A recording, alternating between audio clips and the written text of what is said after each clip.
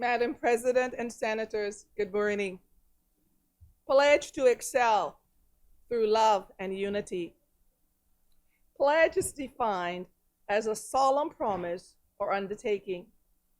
This fourth line in our national anthem challenges Bahamians to make a sincere promise that as a people we will excel and succeed through love and unity. I am sure that as senators, you have made pledges, said oaths in marriages, to take office as a senator for organizations you have joined. But have we ever paused to stop and reflect on what promises you have made, you are making, and will make for the good of our country and Bahamians everywhere? Ecclesiastes 5:5 states, "It is better not to vow than to make a vow and not fulfill it." What can you do as a senator to reveal to others your love for country and your commitment to service of your people? How can you all as senators work together to reveal to others the importance of unity and not being partisan? Do you put country above self, or are you governed by selfish motives and personal agenda? How does this fourth line in the national anthem challenge you and I to be better citizens and leaders? 2 Corinthians 13:11 states, "Finally, brothers and sisters, rejoice. Strive for full restoration. Encourage one another. Be of one mind, live in peace, and the God of love and peace will be with you." Love of country is more than talk. Love is an action word that demands that we put feet or we give feet to the words that we speak and use. It invites each person to strive for ways and opportunities to build the other person up and to help them to see a vision where they can excel and develop to their God-given potential. This fourth line in the national anthem reminds us of our interconnectedness and that we need each other. We may have different perspectives, different ideologies, and different personalities. But as one people, we must learn to operate in love and unity. This is a commitment to seeing the other as God's children, created in His image and valuable to Him. As we seek the good of our country together, we will remember that we have all been placed in this season in the life of our country to make a positive difference as co-laborers for a better Bahamas. Daya Nada said, "Too many people in the world seem to lose sight of the importance of unity to build a future so bright. For unity truly is the stronger pillar of success to keep victory strong and bestow upon us God's best." Let us pray. Dear God, help us as a people to become one, as you and the Father are one. Forgive us for the many times where we have been divisive, selfish, and unkind. Open our eyes to recognize that our country needs all her people of every race, social strata, island, rock, and key to work in harmony for the good of Bahama land. May each of us put the things that make for hostility and war aside and become agents of peace and reconciliation. Thank you that it is possible to walk together in love and unity. We pray all these things in the precious name of Jesus Christ. Amen. Please join in the prayer of our Lord. Our Father, who art in heaven, hallowed be thy name. Thy kingdom come. Thy will be done on earth as it is in heaven. Give us this day our daily bread, and forgive us our trespasses, as we forgive those who trespass against us. And lead us not into temptation, but deliver us from evil. For thine is the kingdom, the power, and the glory, forever and ever. Amen.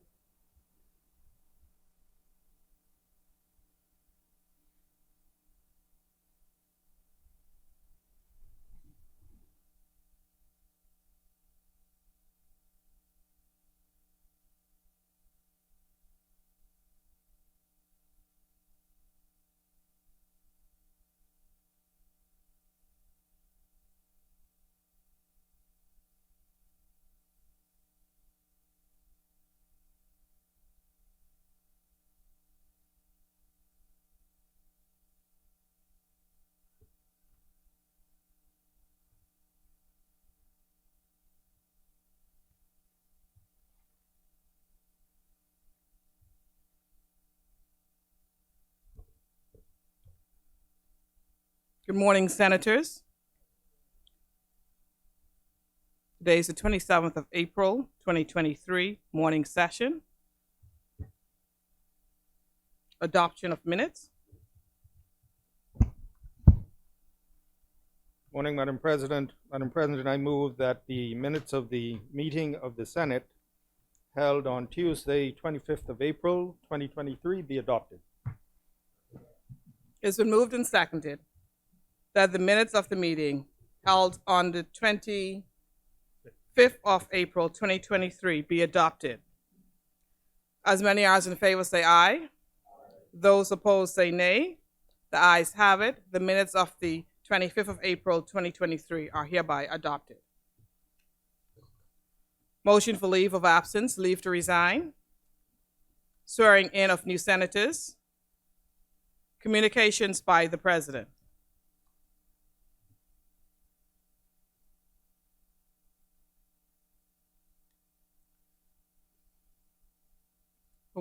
Firstly, I want to start with thanking the woman of God who always has a message from God, a timely message from God. We thank you immensely for your time and effort of being our chaplain here at the Senate. Thank you once again, Reverend Carl Cullen.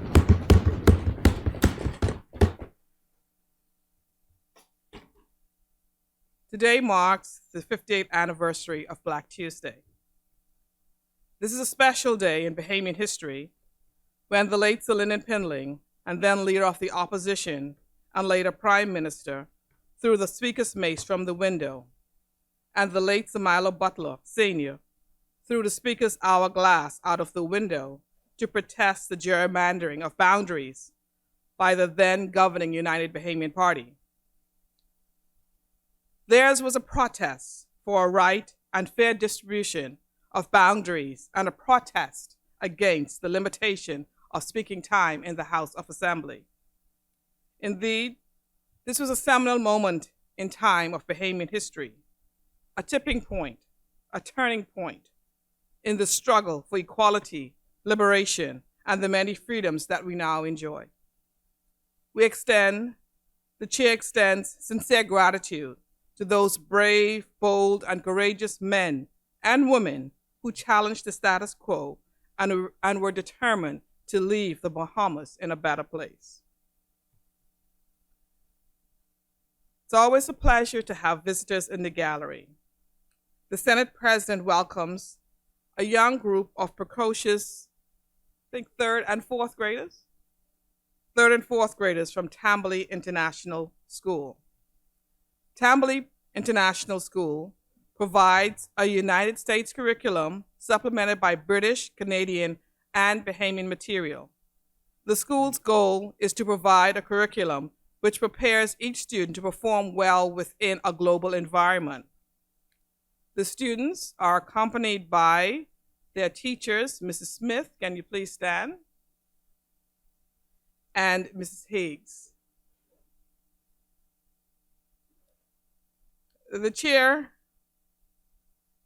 would be remiss if I didn't extend a special welcome to my little handsome nephew, who's intelligent, well-behaved, and is extremely well-mannered. And he's extremely excited to be here today. Can little Micah Baston please stand?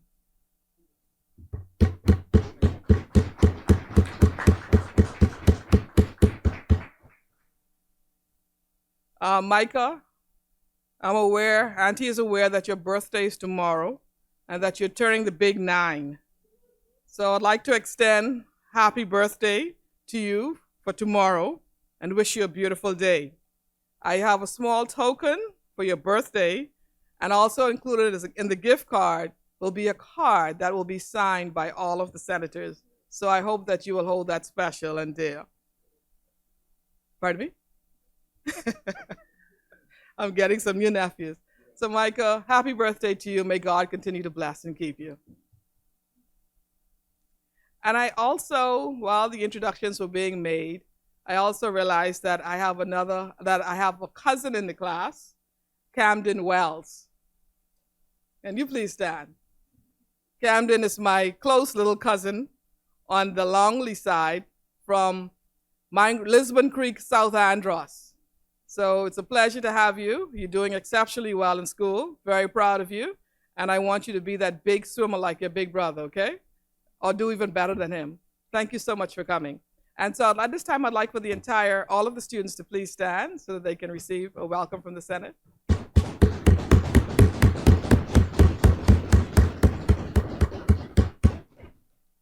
Thank you all for coming. As you leave the Senate building, I invite you on this anniversary of the 50th anniversary of Black Tuesday to take a tour of the House of Assembly and to actually see the window where the mace was thrown out of and to actually see the mace. Now, a little history about the mace is not, the mace that was thrown out was actually repaired. So you'll see a very good replica of the mace that was thrown out of the window. So I invite you to take that tour. And once again, thank you all so much for coming to the Senate today.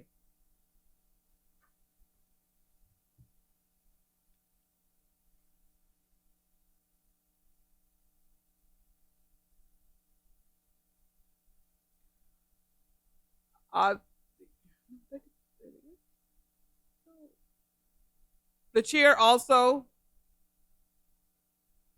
why are they leaving?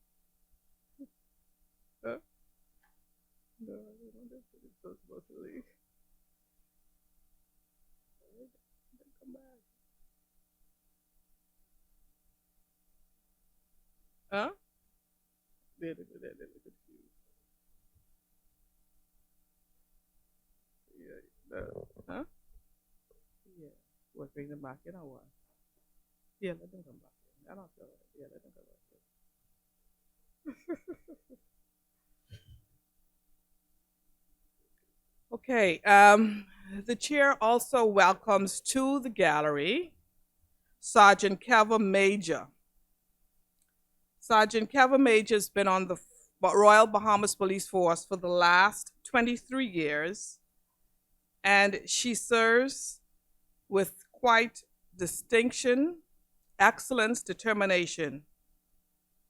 She's a Renaissance woman with many talents and hats. She's the Bahamas International Drill Team founder and president since 2012. She's also a member and a senior pastor at Discipleship Outreach Kingdom. And she has an excellent outreach with young girls throughout the Bahamas. She's also the senior pastor there, and she pastored the late Trevanika Thompson. So I would like to welcome Sergeant Kevin Major to the balcony, to the gallery.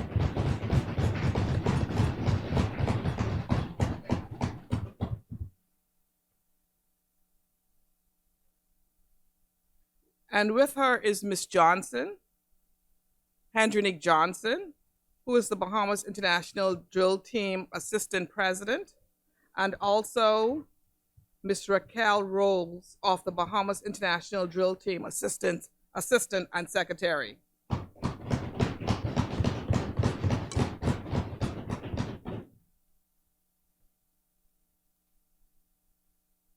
Sergeant Kevin Major, did you stand?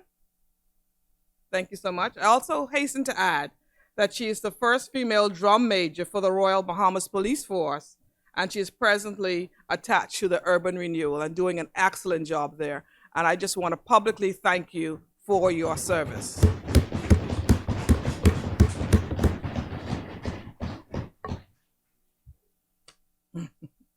Thank you so much. Thank you. And did the other two ladies who were with you, Ms. Johnson and Ms. Rose, did they stand? They stood. Okay. Thank you. Thank you so much. The chair extends condolences to the family of the late Calvin Cunningham Casey, who was a noted attorney, and we are grateful for her service and contribution to the legal profession. Condolences are also extended to the families of Allison and Trevanika Thompson. Last Friday, I attended a prayer candlelight vigil to honor the life of Trevanika and Allison Thompson. And there I extended my sincere condolences to the family on behalf of the Senate body. The chair extends condolences to Anna Strawn and family, who lost her daughter, Yanika Strawn. I personally spoke with the mother yesterday and reassured her of our thoughts and prayerful support. And furthermore, heartfelt condolences are also extended to all of the families, especially those who lost their loved ones due to violence.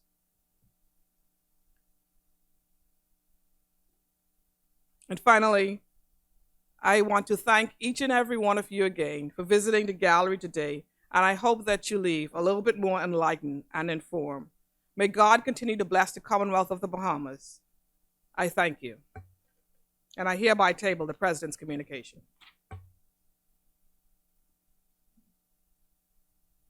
Messages from the Governor General. Messages from the House of Assembly. Laying of documents by ministers. Laying of documents by ministers. There are none, Madam President. Communications by the ministers. Communications by senators. Questions. Answers to questions. Presentations of petitions. Appointment of select committees. Reports of committees. First reading of bills. Madam President, I beg leave to introduce and have read for the first time a bill for an act to provide for the office of Ombudsman.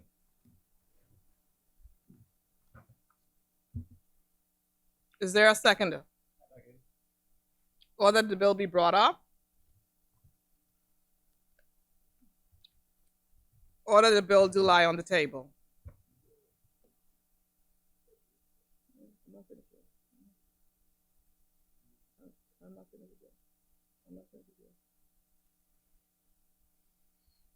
It is moved and second that the following bill be read a first time and tabled. A bill for an act to provide for the office of Ombudsman. As many as in favor say aye. Aye. Those opposed say nay. The ayes have it. The motion is carried. Ordered that the bill be read for a first time.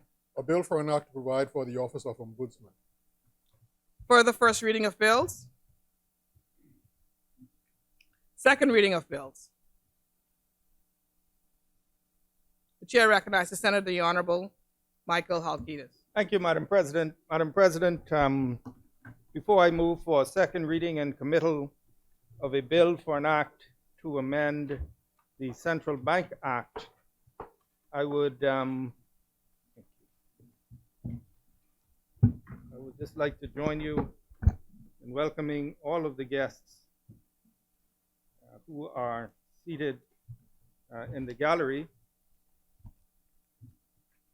We note the presence of the school children and as well the pastor and long-serving police officer Sergeant Major and her team.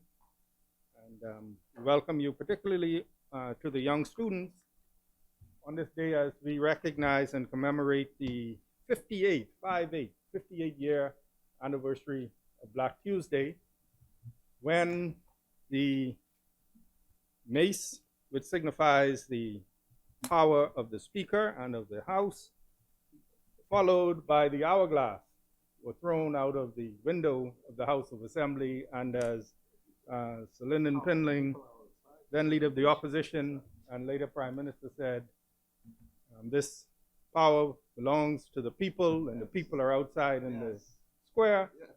And so the mace was thrown out to be amongst the people, power to the people. Interestingly, as I was walking in, one of the teachers, Mrs. Basin, asked me, she said, one of the youngsters asked, is the window still broken? And I said, well, no, the window actually, someone opened the window. So it could be thrown out. The window was opened so it could be thrown out. And it was in protest of something called, protest, as the president said, against the gerrymandering of the boundaries, of the constituency boundaries. And I'll give you a quick 1 minute rundown. Because they're students. We are here in the Senate, and we welcome you. And our legislature It's a big word. We have what we call a bicameral legislature, meaning we have two houses. We have the House of Assembly, which is right across the square, and we have the Senate. And so bills and legislation is debated in the House of Assembly. It's passed, it comes to the Senate, and we debate it, which we'll be doing here today with the Central Bank Act, which was debated in the House of Assembly on Monday, and we will pass it, and then it goes on to the Governor General, and then it becomes law. The members of the House of Assembly are elected, and they're elected to represent constituencies. Constituencies are the division of the map, the boundaries of amongst the population. And by our law, they're supposed to be more or less equal number and represent basically consistent geography. And so when it comes to gerrymandering is when government is accused of drawing the boundaries, not strictly for geographic reasons, but trying to draw it to get an advantage by including their supporters in the boundaries so that they can have an advantage in winning the seat. And it's very interesting, the word gerrymandering. It's two words. It's the combination of two words named after a former governor way back in 1812 in the state of Massachusetts who was accused. His name was Elbridge Gerry. And he was accused of drawing boundaries to get an advantage. And they made fun of it. They said because he drew the boundary so funny that it resembled a salamander, which is a type of lizard, I guess. And so hence the two words gerrymander, meaning drawing the boundaries to get an advantage. And so the protest on Black Tuesday was a protest against allegations of the government at the time drawing boundaries to get an advantage, an unfair advantage, and so that the election did not truly represent the wishes of the people. And that was that was 1965, 58 years ago. And then, as you know, from your civics, following two short years later, we had majority rule in 1967. And so that is a bit of a history, a lesson. And so the whole purpose of Black Tuesday and why it's so important, because it started or accelerated a movement where one person, one vote truly counted, and there was no advantage in terms of, or no disadvantage to certain people who didn't have means, or to women who got the vote in 1962, but truly one vote had equal voice, and there was no undue manipulation of the boundaries. And so that is Black Tuesday. And so we welcome you here today, students, and it's always very nice to have students, particularly the primary school students, because I think it encourages senators to be on their best behavior, Madam President, and it's an opportunity as well to be able to demonstrate in a very, very real and personal way how your government works. And I always say, hopefully, like my former colleague used to say, in the not too distant tomorrow, we will see some of you standing and sitting in this place, serving your country in this way. And so, once again, welcome. Madam President, thank you very much for recognizing me. I rise to move second reading and committal of a bill for an act to amend the Central Bank Act. And Madam President, these amendments that we will address today address three issues. Firstly, it is intended to remove doubt as to the central bank's ability under the Central Bank Act to allow the government acting through the Minister of Finance to access their special drawing rights as allocated by the International Monetary Fund. Another amendment seeks to reduce the percentage of loans that the central bank may advance to the government of the Bahamas from its current level of 30% to 15.5% of average earnings and average annual revenue. And it will adjust the way that be seeking to adjust the way that the central bank participates in the market for government securities. And so the central bank will no longer participate in the primary market, meaning when the government securities are first put out to market, the central bank will no longer participate in that primary market, but they will be able to participate in the secondary market, meaning when those securities have been issued and they are bought and sold, the central bank will be able to participate in that way. Most of the focus, Madam President, has been on the issue of the allocation to the government of the Bahamas by the IMF of special drawing rights back in August 2021 as part of a large general allocation.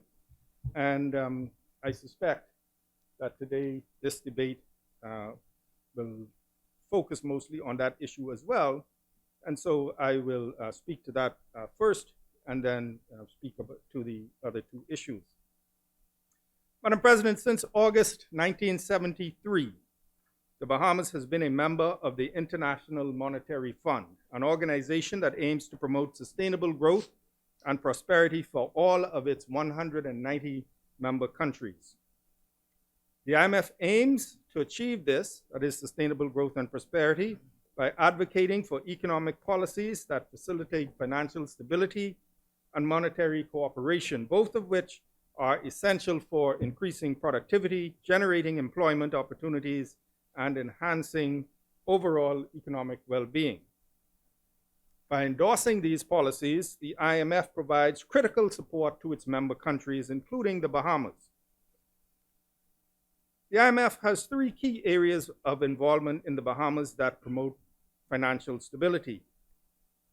These include providing guidance on policy matters, offering financial assistance, and facilitating capacity development, that is also known as the transfer of knowledge.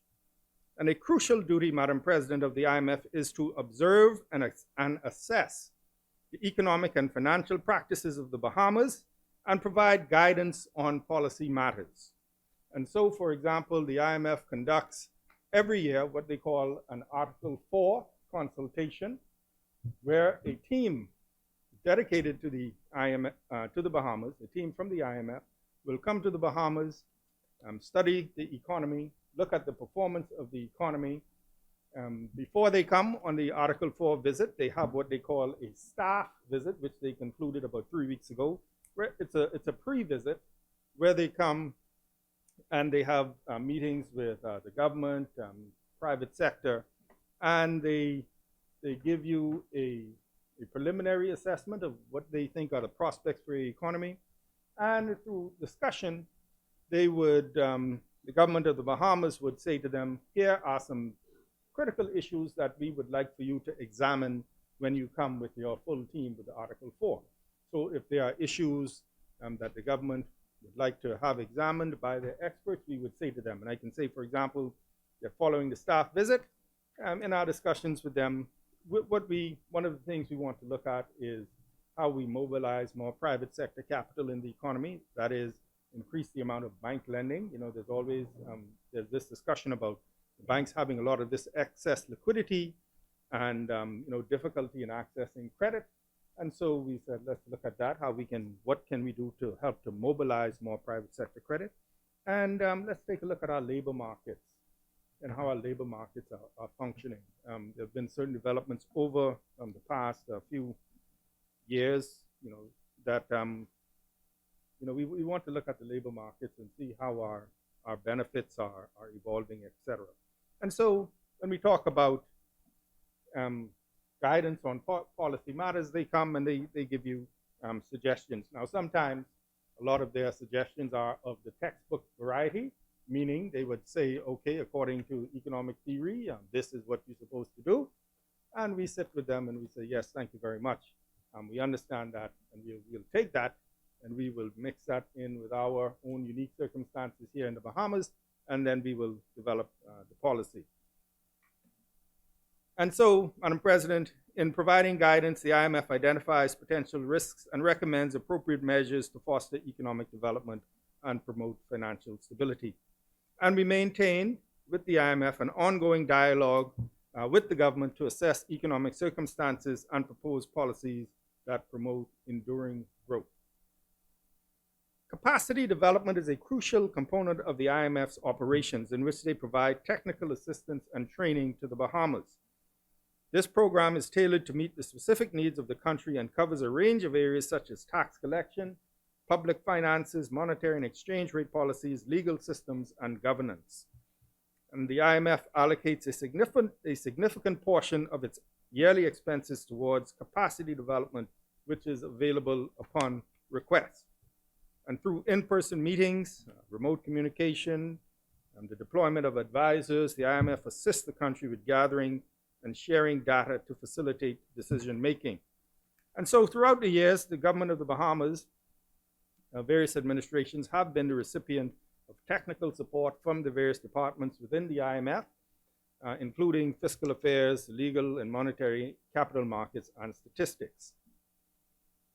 Regionally, the IMF's Institute for Capacity Development and the Caribbean Regional Technical Assistance Center, CARTAC, have provided significant support to the Bahamas through their technical expertise. CARTAC is a regional arm of the IMF, and they were very, very instrumental when we were implementing the VAT to the point of embedding some consultants during the process and after to make sure that we had a smooth implementation. So over the years, largely the interaction for the Bahamas and the IMF has been in the area of technical assistance, advice, assistance with developing policy. But of course, Madam President, the IMF also provides financial support when member countries are hit by crises in order to create breathing room for the impacted country as policies that restore economic stability and growth are implemented. And the fund also provides precautionary financing to help prevent crises.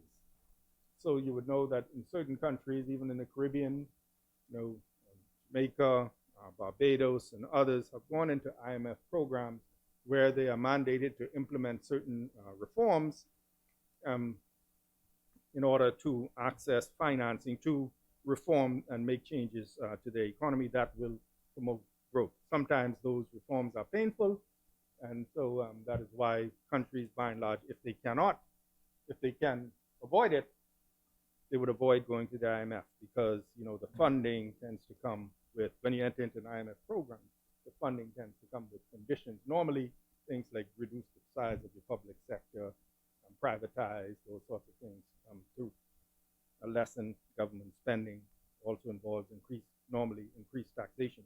So in a nutshell, that is what the IMF does. That has been our interaction with them over the years. In the area of precautionary financing, Madam President, we come to the issue of the special drawing rights. And over the last day or two between the House and I guess what we'll have here today, I think the public will get a nice tutorial on this sort of esoteric and issue of special drawing rights. So that's part of our mandate, I guess, to Madam President, to educate. So we've spoken about this a lot, but it's interesting. In 1969, Madam President, the IMF established the special drawing rights, which is an interest-bearing international reserve assets that complements other reserve assets held by member countries. And so, Madam President, simply put, this gives the IMF the ability to make resources available to countries who might not yet enter into an IMF program, but it shores up their finances, particularly in the area of reserves. And so the allocation of special drawing rights is exclusively reserved for the IMF member countries who have chosen to participate in the use of these special drawing rights. And presently, every member country of the IMF, all 190, have opted to be a participant, inclusive of the Bahamas. And so, Madam President, one of the questions that has come up during the debate and in the public discussion is, well, is it a loan? Is it a loan? And it's not a loan, Madam President, because it's not a loan. If you look at go to the IMF website, and they have a section called Question and Answers on Special Drawing Rights. And there's a question there, and I thought I'd read it straight from them. It says, is the SDR allocation a loan from the IMF? And this is at imf.org. And it says, this is in Questions and Answers on Special Drawing Rights. They published it on August 23rd, 2021. I think the SDR allocation was August 21st. No, at the same time, the same day that they announced the allocation of the special drawing rights, they released these frequently asked questions, and it says, this is from their site, the special drawing right SDR allocation is not a loan from the IMF. When the IMF allocates SDRs, participants in the SDR department receive unconditional liquidity represented by an interest-bearing reserve asset and a corresponding long-term liability to the SDR department, SDR allocation. Now, some people might say long-term liability is a loan, but in the eyes of the IMF, the SDR allocation is not a loan. And then they go on to talk about the cost, which we can get to later. Madam President, the IMF has the power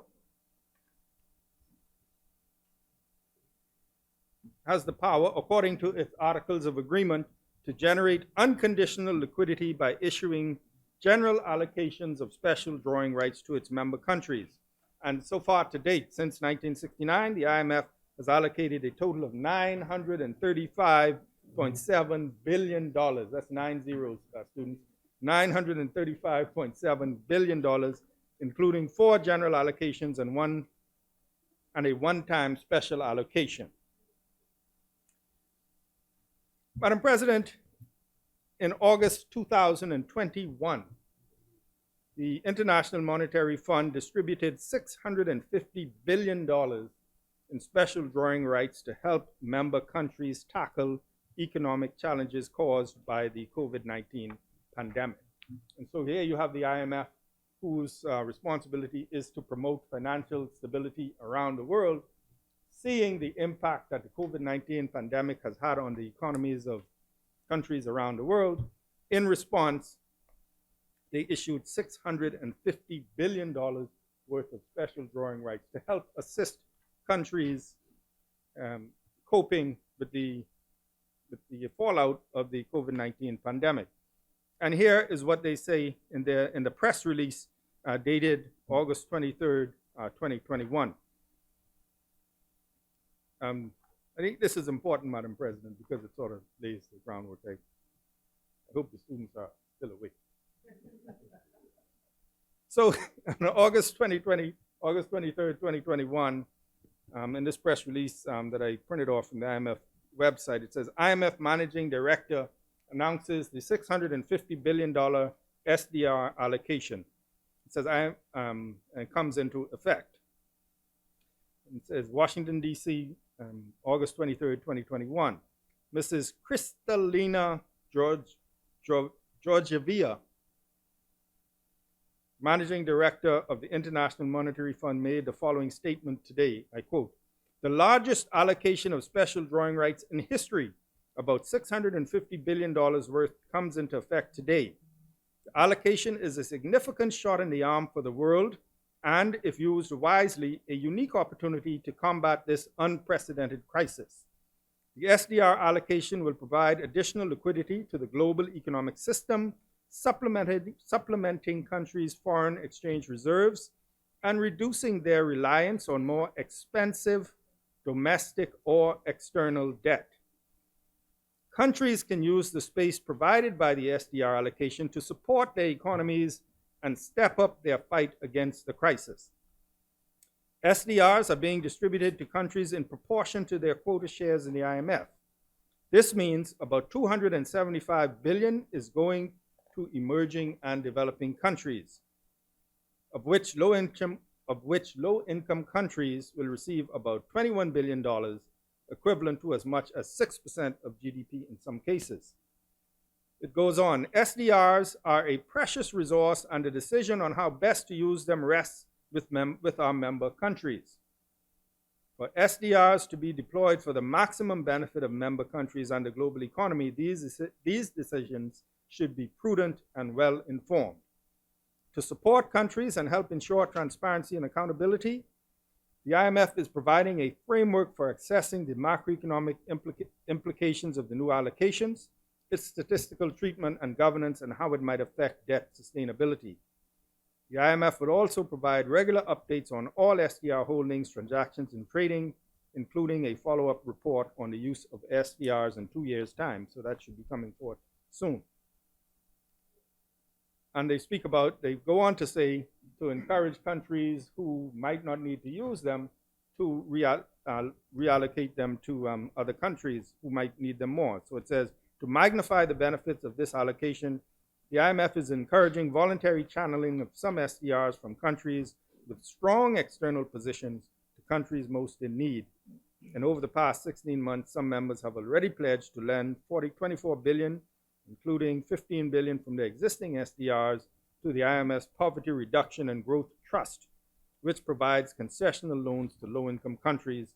And this is just a start, and the IMF will continue to work with our members to build up this effort.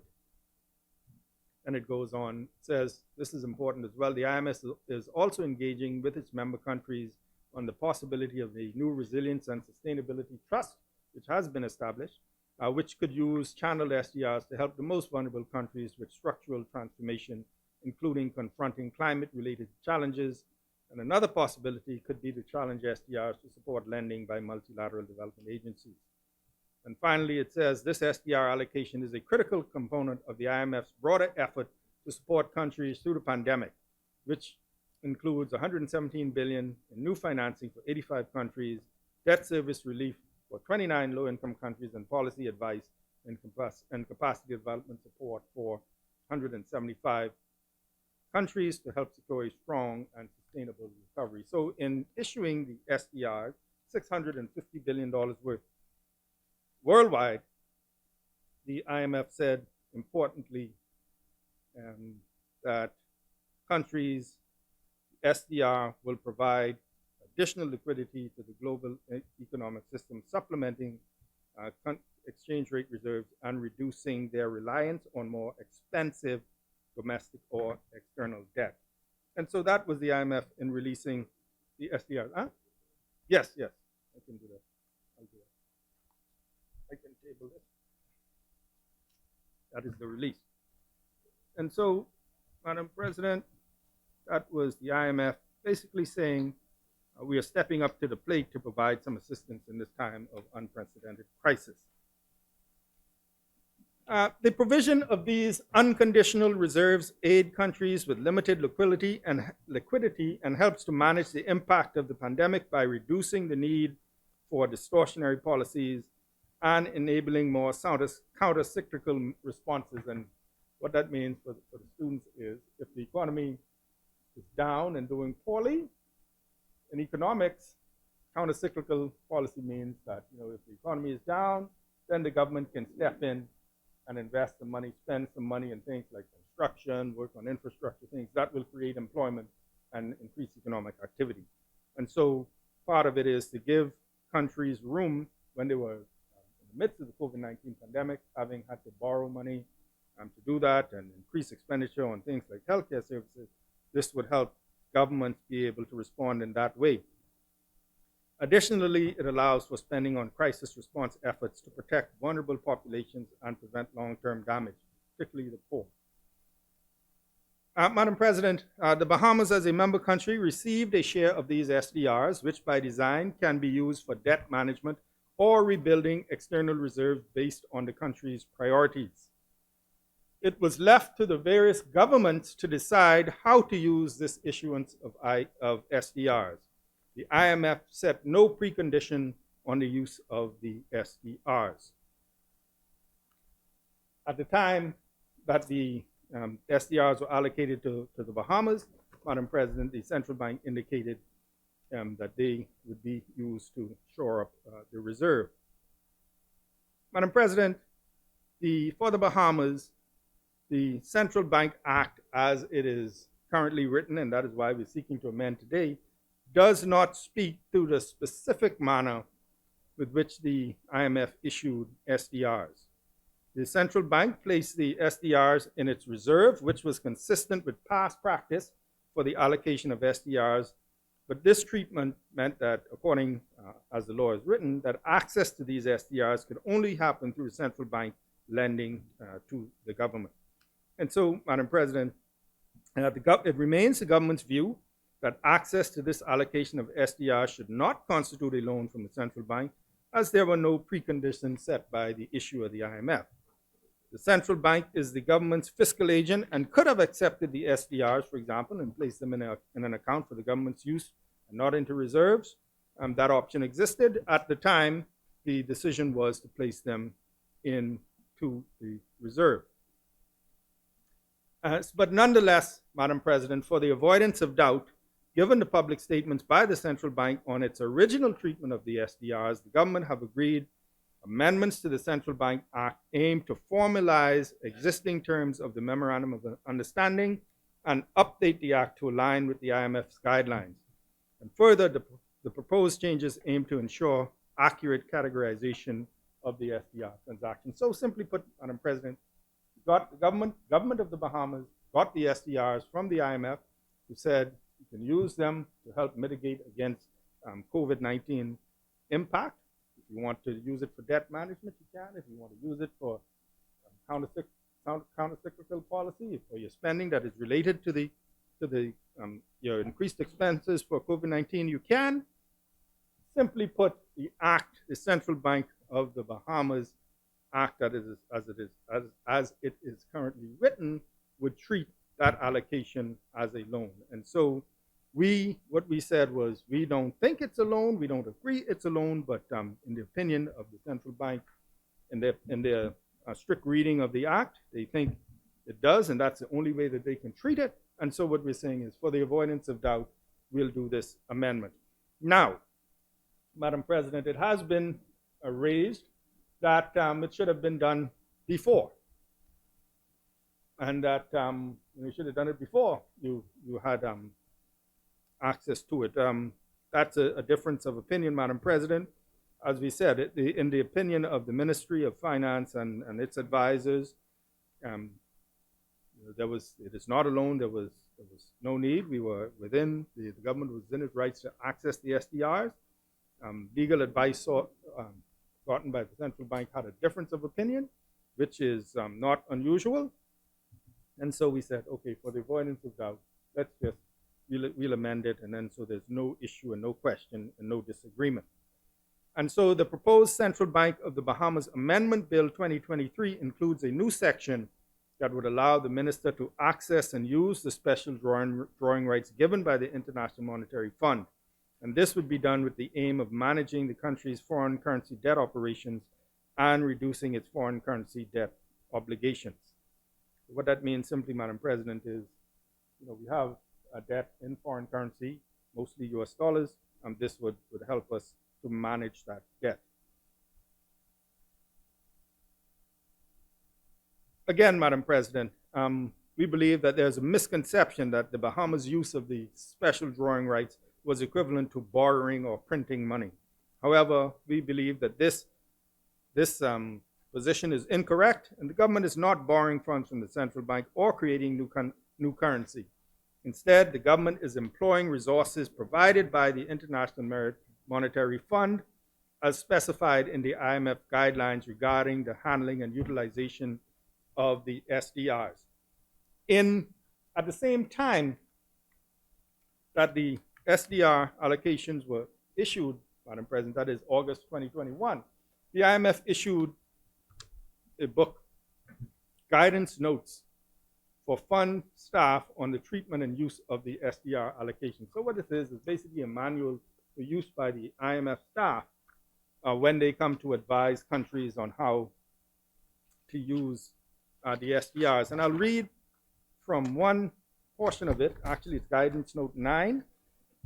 I'll just read it, Madam President, again, to when we talk about how it is used. And this, as I said, Madam President, there are 190 member countries who are participating in this program, who are participating in special drawing rights program. And so these guidance notes are meant to be very broad and to be able to apply to the various circumstances of the different countries. So you'd read the guidance notes and apply it to your individual circumstances as a country. And it says in Guidance Note 9, the Articles of Agreement do not prescribe the institutional arrangements for holding SDRs by members, including specific accounting treatment of SDR allocations. Members are thus not obliged under the Articles to hold SDRs under specific institutional arrangements, nor to follow a specific accounting framework or methodology. And institutional arrangements differ widely. Regardless of the domestic institutional arrangements for holding SDRs and the specific accounting treatment followed by members of the entity that acts as the member's fiscal agent, from the perspective of the SDR department and the fund, the obligations and rights arising under the Articles of Agreement from members participating in the SDR department, including those related to the use of SDR allocations, are obligations and rights of the relevant member and not the fiscal agent or other entity of the member involved in managing a member's SDR position. So the rights, the obligations of these SDRs are those of the member, which is the Bahamas. So they belong to the government. And I think there was, in some public pronouncements, an assertion perhaps that these assets belong to the central bank and the government is taking them or borrowing them. The IMF said in its guidance note, unequivocally, they belong to the member, the Bahamas government.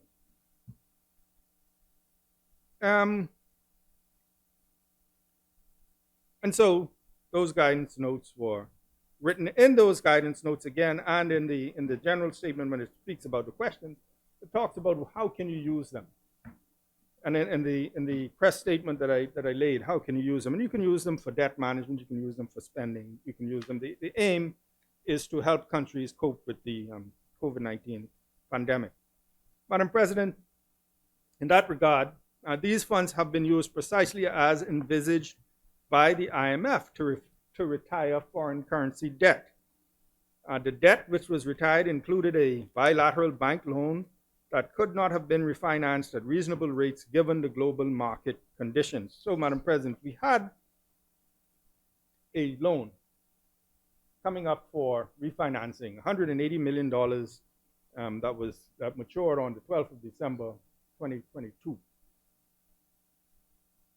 It carried an interest rate which was, let me get too technical, 3-month LIBOR plus a spread. So the interest rate was 7.75% on that loan. And our plan was that we would refinance this loan.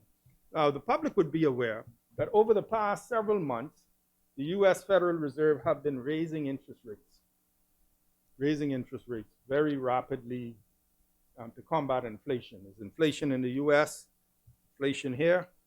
I hear about it all the time.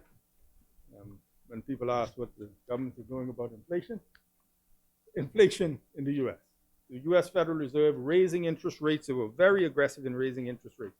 So at December, when it came time to refinance the loan, the LIBOR rate had increased from 1.216% in June of 2022 to 4.067% by December 2022.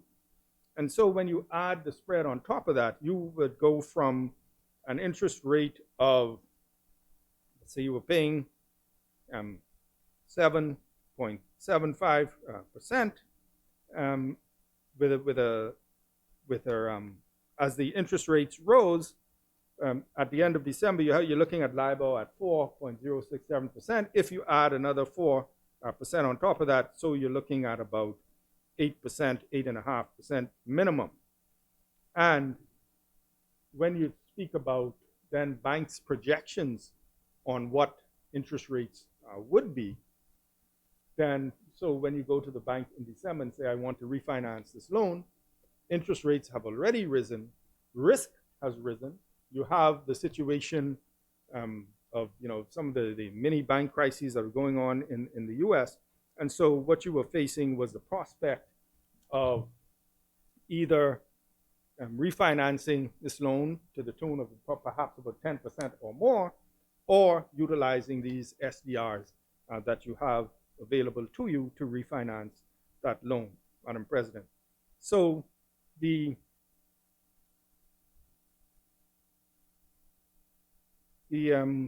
so when we look at those circumstances, rising interest rates, particularly when we call the emerging markets, rates that are available to countries like the Bahamas, this reinforced the obligation of the government to seek to contain borrowing costs to the extent possible. And so the receipt of the SDRs in 2019 was intended to assist with both fiscal and monetary policy initiatives, and in the context of the challenges caused by COVID-19. And so as contemplated, the uses included debt management as well as external reserves rebuilding, and allowed for us to use it to assist, and that was the major component of it, refinancing that loan. And so we had this by the bilateral loan, $180 million with JP Morgan. Around at the time that we made use of the SDRs, the interest rate attributed to them were in the range of 2.88% at the end of December 2022. And so if you look at the possibility of having to refinance at 10% or more on the one hand, and having these funds available to you at 2.88%, let's say 3%, so the interest savings on that transaction is about $13 million per year. Or if you look at it over a 10-year period, $130 million savings on the interest. And so we believe that this use of SDRs serves as a further demonstration of prudent fiscal management, Madam President. I'm sorry, Mr. Vice President. And I could end there. I mean, 3% versus 10, 11%. I think I can sit down. But there's just a couple more points I want to make, Madam President. And so the facts, as I laid it out, I believe, Mr. Vice President, surrounding the allocation of the special drawing rights by the IMF clearly demonstrates, in our opinion, that it should not be misconstrued as a loan by the central bank. Rather, it is a bestowal of unconditional liquidity in the form of an interest-bearing reserve asset by the IMF to the member government. And this approach represents a credible strategy for enhancing financial stability and promoting sustainable economic growth. Mr. Vice President,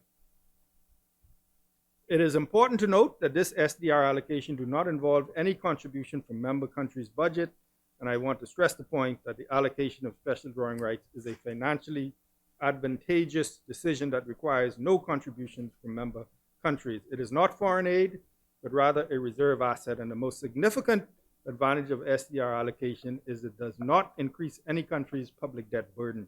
Therefore, allocating SDRs is a fiscally responsible and effective means of promoting economic stability. Mr. Vice President, before I sit, I just want to elaborate a bit on the point of the debt management and why we think it was a prudent use of resources to be able to use these resources at 2.88% as opposed to trying to go to the market where you would attract 10, 12% based on, as I indicated, the increasing levels of interest rates in the US. And when you get as you know, there's talk of recession and crises, etc., there's normally what we call a flight to safety, meaning people with more investors look at things like US government treasuries and very, very safe investments. And so for all the emerging countries, including the Bahamas, their interest costs would go up because we all considered when people think that there's going to be turmoil, they flee to safety. And so interest rates for all the developing countries like us go up. So in December, facing this refinancing, you can go to the market, pay double digits, or use these assets that were quite rightfully the assets of the government of the Bahamas being held for it by its agent, by its fiscal agent, the central bank. And so we felt that that was a prudent use of resources, and that any sort of difference on interpretation of the use, we held our opinion, the central bank got its opinion. And so we're here to remove all doubt by making this amendment to specifically and explicitly put in the act how SDRs are to be handled. Two more points, Mr. Vice President, before I take my seat, and it relates to the external reserves. Because at the time that the SDRs were issued, the central bank used them to help the reserves. And I would just like to say, Mr. President, Mr. Vice President, that the use of the reserve have in no way negatively impacted, in my opinion, the reserve. At the end of 2022, our external reserves stood at, following the use of the SDR, stood at $2.5 billion. That is, in 2019, before, like right after Dorian, but before the COVID-19 pandemic, the reserves stood at $1.7 billion. In 2021, the SDR position at the central bank was $418 million, and the reserves were $2.4 billion. At the end of 2022, the SDRs were $139 million, but the reserves were $2.5 billion. So the reserves actually went up after the government used the SDRs. So the use of the SDRs did not negatively impact the reserve positions. As a matter of fact, reserves went up. Yes. Right? And the real economy, like they say. So $2.5 billion is an all-time high. As a matter of fact, it's so high that we have to look at ways to make sure that some of that money gets out into the economy. The last point I want to make, just to drive home once again the point how important it is in terms of managing the debt and trying to get the lowest cost that you can. And when you have a situation in front of you where you can get this low interest, you do it in the interest of the people. National debt, Mr. Vice President, in 2019 was $8.4 billion. By the end of 2021, in 2019, $8.4 billion. By the end of 2021, it was $10.7 billion. And by the end of 2022, $11.4 billion. And so $3 billion increase from pre-pandemic to the end of 2022. And if we look at the debt service, what we pay in interest and charges, just interest on the debt, Madam President, Mr. Vice President, we're paying on the interest, and I'll do a couple of years to show that. I'm talking about across administrations. 2019 to 2020, we were paying $345 million per year in interest, interest and charges. 2020, 2021, $422 million. 21-22, $512 million. And this year we budgeted to pay $588 million in interest. And so, again, a national response to COVID-19 was in order to protect the vulnerable and provide assistance and do all the things we needed to do as a nation. Of course, we had to raise the debt. What comes with that is an increase in interest.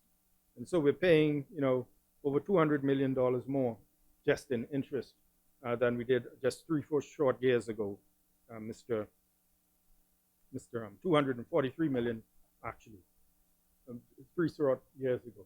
And so what I'm saying is, in the face of that, it is incumbent upon any government, when it comes, you have a loan maturing, you have an opportunity to use an asset that is yours, to refinance that at a much lower rate and realize those savings that can then be channeled into other things.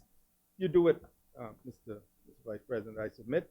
And where there's a difference of opinion on the handling, you talk it out. If you cannot come to an agreement on the strict interpretation, then you come and you do an amendment and you make it retroactive, not because it was unlawful or you felt it was unlawful, but you just want to, as the bill says, to remove all doubt. And so we think it was a prudent use, Mr. Vice President, and we look forward, as we move forward, to continuing to work with the central bank and the IMF as we continue to develop good policy as we move forward and put this pandemic in the rearview mirror and go more into sustainable growth. And so that is why we're here today, Mr. Vice President, to do this amendment.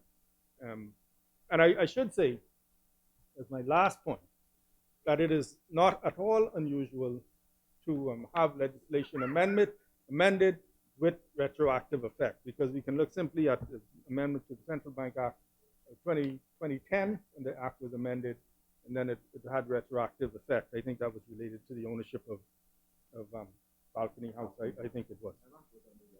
And so it is not unusual to have something with retroactive effect, and there's nothing nefarious at all.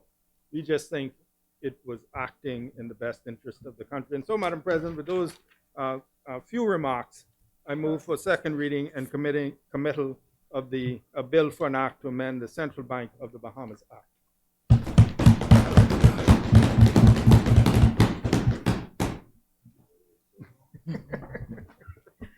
Thank you for your educational contribution, Senator the Honorable Michael Halkitis. Is there a seconder? The chair recognizes Senator the Honorable Quintin Lightman.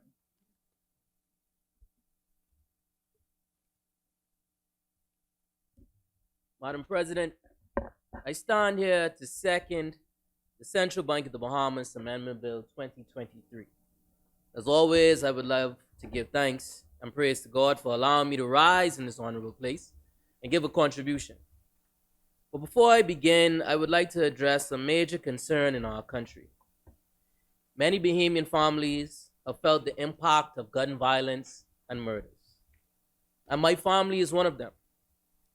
2 years ago, my younger cousin, Kenise Pearl Smith, was violently murdered and her body was left through a track road off of Marshall Road. And last week, Thursday, on my birthday, another cousin of mine, Jaden Miller, was murdered on Seabreeze Lane as he left to come out of a convenience store. Having to see the hurt of my family on these occasions is one that I wouldn't wish on anyone. I share the stance of many Bahamians that if someone can callously murder a person, they should face the strictest consequences of the law. No matter if the person is deemed a burden to society, because we do not want to give the proverbial message that no life or any life is valued more than another. 58 years ago today was Black Tuesday. A young mom by the age of 35 years old, and also a younger chairman of the Progressive Liberal Party, Cecil Wallace Whitfield, assisted and helped Sir Lyndon Pinling and Mila Butler throw the mace out of Parliament because it was for, and it's always to this day, for the people.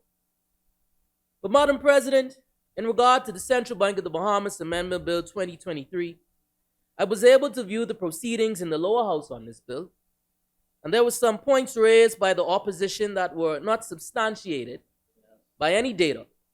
But I hope that those points aren't raised here this morning by the side opposite.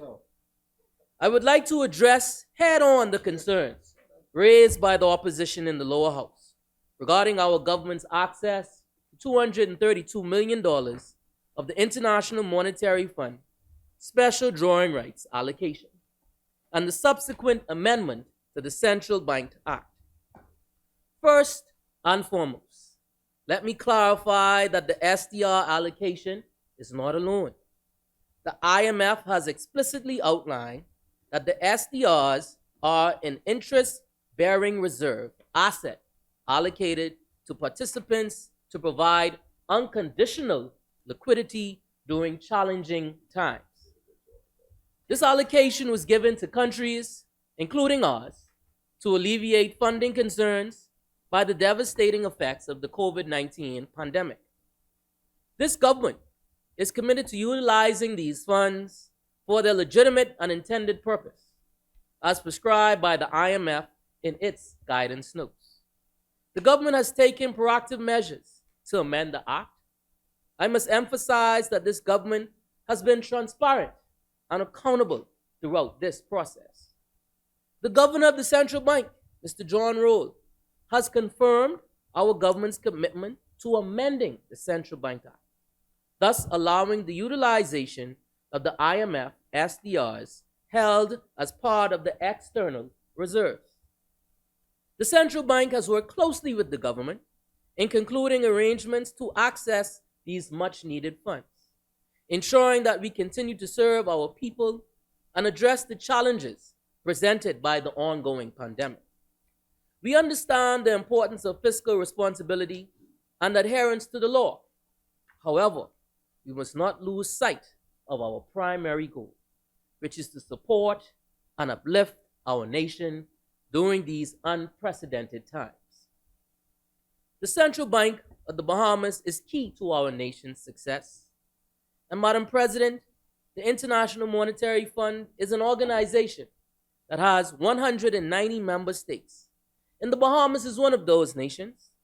And the special drawing rights were created by the IMF in 1969. And there have been 3 prior general allocations, the most recent of which was during the global financial crisis of 2009. That allocation was considered an important contributor to stabilizing international financial conditions. In August of 2021, in recognition that the pandemic was an enormous shock to the global economy, the IMF allocated $650 billion worth of special drawing rights. This is the largest debt-free form of support for low and middle income countries. During the pandemic, and the intention was to help countries whose economies were dealt devastating blows by shutdowns. In recognition that all member countries would benefit from the IMF's word, a major effort to foster the resilience and stability of our global economy. The value of the assets allocated is proportionate to a nation's IMF quota shares, which reflects a country's position within the global economy. Essentially, special drawing rights are the units by which a country's IMF share is measured. These assets can be held in their current form or converted. Countries are free to hold special drawing rights as part of their foreign exchange reserve or to use them to bolster government's finances to service debt.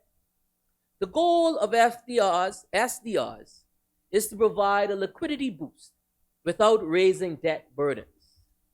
These assets are not loans, and I repeat, these are not loans. Access to these assets is facilitated through a voluntary arrangement between the IMF and member countries during the time of global and financial economic difficulty. This is not an IMF loan, as I repeat once again. It is an automatically allocated reserve that does not generate debt, does not require repayment to the IMF, and does not come with the conditions associated with IMF loan facilities. As we all know, the worst of the pandemic is now in the rearview mirror, but the economic harm caused by the shutdowns is still with us today. Opening the economy quickly and ending curfews was crucial, but recovery is a big job, and utilizing SDRs is another tool for rebuilding and strengthening our fiscal position. But of course, the side opposite would say, this is a loan, and it's not free money. The interest rate associated with special drawing rights is 0.05%, far below market rates. We have discretion as an IMF member state to utilize these assets for our national benefit. This amendment ensures that our laws align with our national priorities and needs as a government. This is not only the opinion of the government of the Bahamas, but the IMF itself has supported the assertion that the special drawing rights are intended to be accessed by governments and are not solely owned by the Central Bank of the Bahamas. During the pandemic, global economies had shut down, and these special drawing rights were intended to provide the necessary boost to keep the global economy afloat. Initially, our primary need was to maintain our levels of foreign reserves. It was in August of 2021 that the Central Bank of the Bahamas had gained access to special drawing rights valued at $247.5 million held as international reserves. The funds served their immediate purpose, but over time, this administration oversaw the nation's economic recovery. Our needs as a government changed. The bill before us today allows us to adapt the use of these resources to reflect our evolving national priorities. In this instance, we are specifically addressing foreign currency debts in amending the Central Bank Act to allow the government to access its special drawing rights. We are preserving the intended function of these resources as designated by the IMF, with full anticipation that governments would have access to these funds and would be able to use them based on a country-specific need. I am hopeful that the side opposite doesn't mischaracterize important matters such as these and oppose for opposing sake. That would be irresponsible. And it's unnecessary because this bill is uncontroversial. These resources are intended to be used by governments to cushion the shocks and aftershocks from the pandemic. The IMF clearly supports the use of these funds for debt purposes, and so does the central bank. The Central Bank of the Bahamas has gone on record to state that they are cooperating with the government on this amendment. Madam President, the government is using these reserves. I remember one time, Madam President, in this same house, that a member on the side opposite stated that he would not question the financial secretary because of his financial acumen. But I ask and say once again, do you dare question John Roll, the governor of the central bank?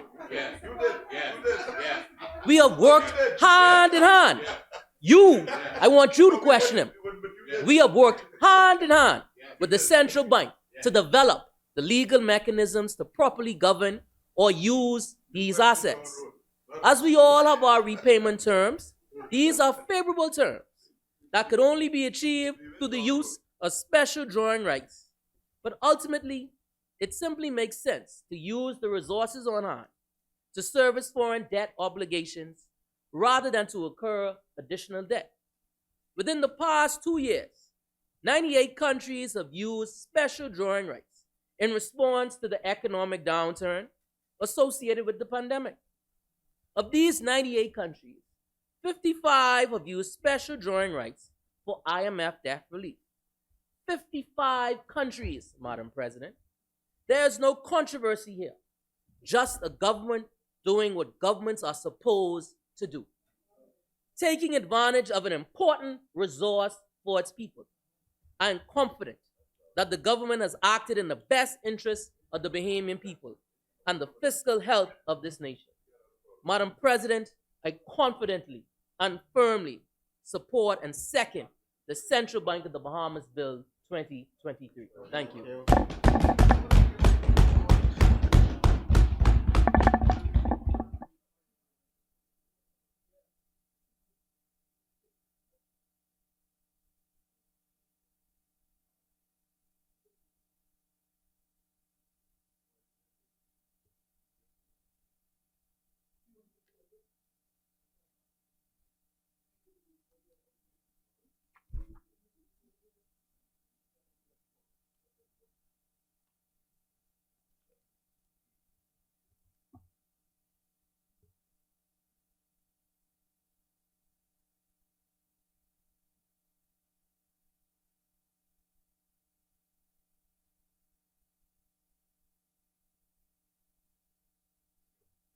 It has been moved and seconded that the following bill be read for a second time and committed.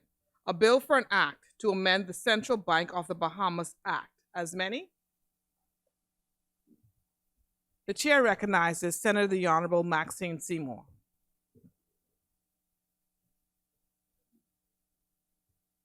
I forgot to thank Senator Quentin Libran for your contribution. Thank you, Senator Libran. Chair recognizes Senator the Honorable Maxine Seymour. Thank you, Madam President. Madam President, I give thanks to God for this opportunity to be here, and of course to the Leader of the Opposition, by whose pleasure I serve. I too would like to welcome the students from Tamale who visited with us today here in the Senate and tour as well the House of Assembly. And I'd also like to recognize the anniversary of Black Tuesday, and I'm very happy that that came up because this is a great opportunity to caution the New Day government to avoid gerrymandering at any cause, and to also affirm in our democracy the position of the opposition and its leader in holding the government accountable whenever they're acting in contrary to what is best for the people of this country. And so Black Tuesday is a great lesson in both of those ways. And so I look forward to seeing the constituencies for the next election, because I'm sure that the party who stood against gerrymandering won't be partaking in any way in it. And so I look forward to that. Madam President, last evening I had an opportunity to attend the premiere of a documentary called Two-Faced: Gender Inequality in the Bahamas, which is described as an independent documentary film focused on the impact of gender inequality in our country.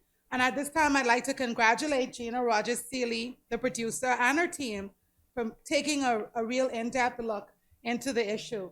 And I'd also like to note that I did see you there attending, supporting the cause. I'd also like to extend sympathy to the family of Mr. Clarence Gibson, who was funeralized last weekend in Gregorytown, Eleuthera.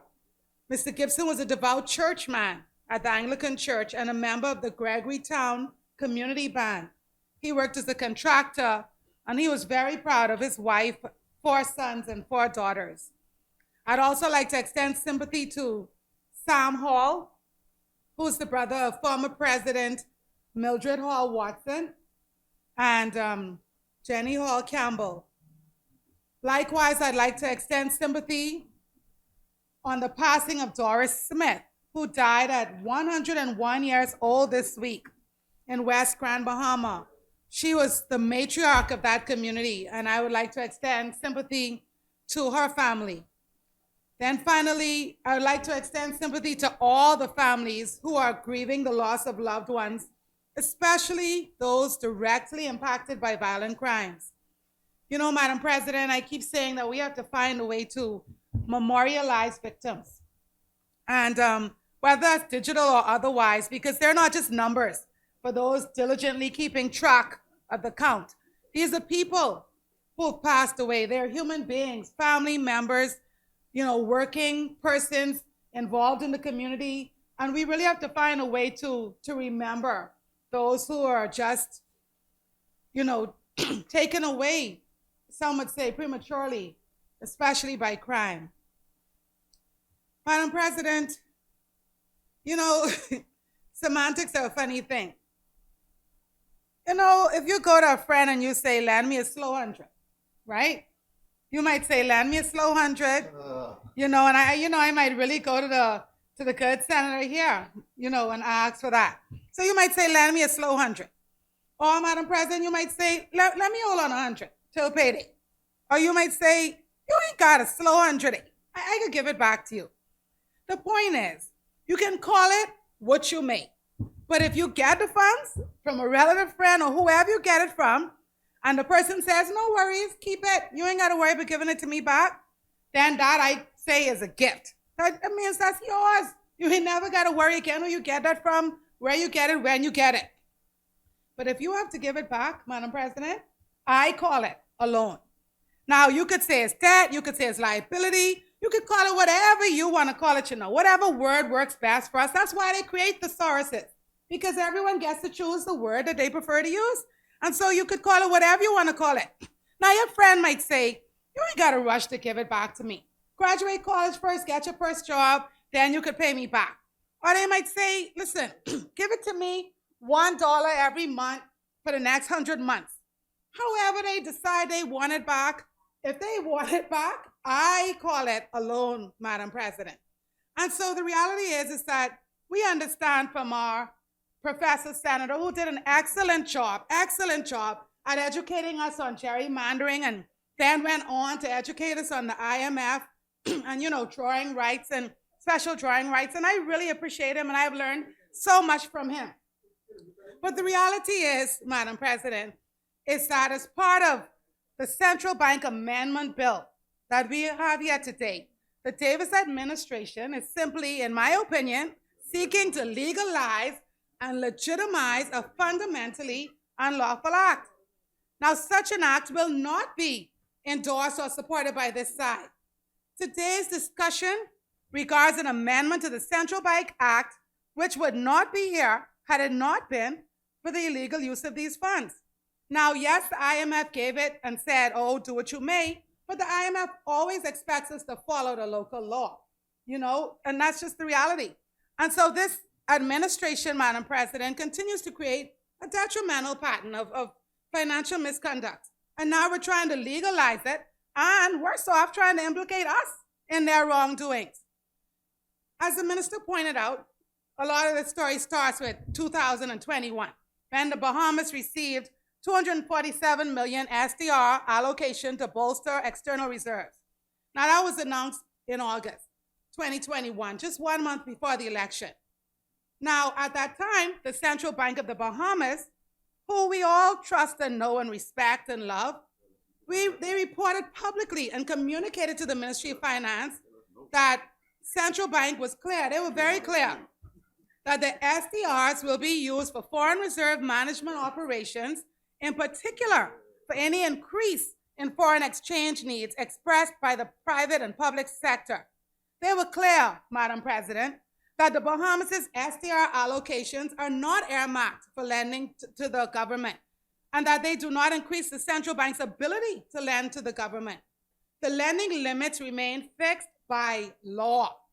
However, these allocations, made it better able for central bank to relax remaining foreign currency conservation measures.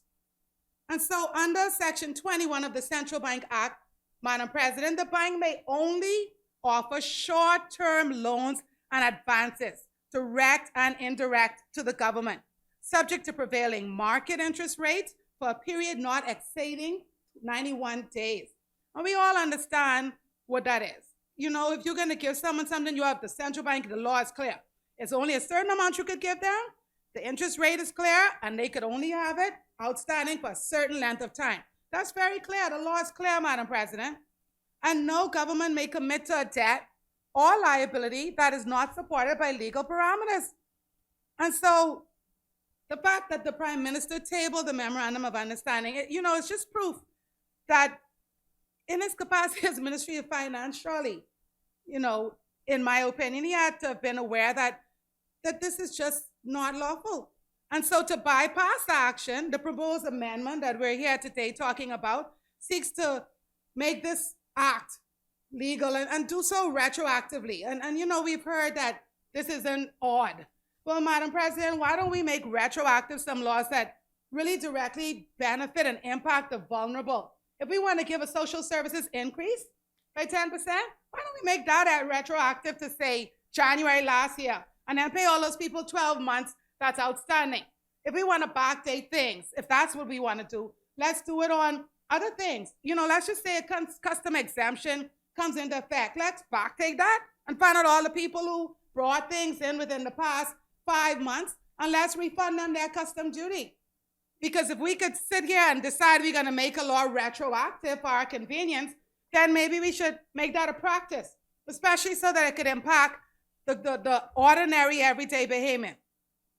So, Madam President, here it is now. The government, they accessed this $232.8 million already, and, it's drawn down, and really and truly, they didn't even explain out front, what was so urgent, so important, that we needed to circumvent the law and access the country's external reserves in the SDRs that were held by the central bank. What was so urgent?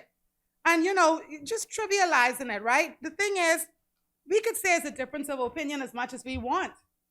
But the reality is that this was an unlawful activity because the law, the Central Bank Act, is clear. And trivializing this matter, or even dealing in semantics, like I say, you could call it what you may. The point of the matter is we got to give it back. Now, you might not want to call that a loan. You might want to call it a liability. You might want to call it it's not really, hey, just say call it whatever. Just call it whatever. The point is, it ain't ours to keep. We have to give it back. And Madam President, I call that a loan. Because if someone give me some money and they want it back, I could say, I don't really consider that a loan because the actual loan I have at the bank is a loan. I could say, I wouldn't call that a loan because Senator Barnett Ellis is my good colleague and she gave me the money and she said, don't sweat it. You have the, just whenever. So I might not decide to call it a loan, but if I have to give it back, that's still hanging over my head as a debt in my mind. That's how I operate in terms of my finances. Now, of course, I don't have the acumen of the good Minister Alcides, and so perhaps I don't understand fully that if someone gives me money and I need to give it back at some point under whatever terms, that's a loan. I do give in to the senior man, and so perhaps that's something else. Maybe that's not a loan. But in my mind, if someone gives you something and they say, don't worry about that, then that's a gift. If they give it to you and you got to give it back, that's a loan. But that's only from my, minimal understanding of finance, Madam President. I'm no esteemed financial expert. And so, Madam President, when this happened, the opposition realized that something was amiss. And every time they came close in that other place to trying to deal with it, the government would adjust its stance accordingly. But the unmistakable truth is this. The New Day government was not authorized to draw down and use special drawing rights without due authorization.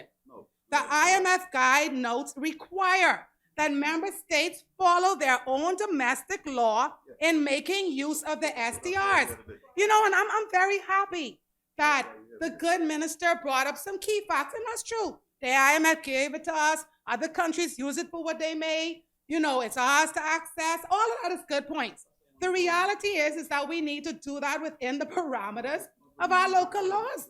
And it's just that simple. And this action that took place by the government in December last was not within the parameters of our local laws. And so what we're doing now is coming on the back end and saying, okay, yeah. And I like how they put it. The one thing I could say is that these are very artful negotiators and debaters we have here today, right? So I really very clever indeed. So I like how they put it. They say, we don't really agree that it was against the law, but since that's what central bank thinks, what we'll do is we'll amend the law to please them. Now, give me a break, Madam President. You really think that this New Day government here, if they truly believe that that their hands were clean, Madam President, clean like Pontius Pilate's on, that they would really bring this amendment before us here today? I don't think so. But again, that's only my opinion. Okay? So here it is now. What I'm understanding is we're appeasing the central bank today because there's a difference of opinion. So what we did is we went with the opinion we got and not the international lawyers who advise the central bank. We decided to go with the opinions we got. And now what we'll do is we'll just fix the law to accommodate the difference of opinion from the others. But,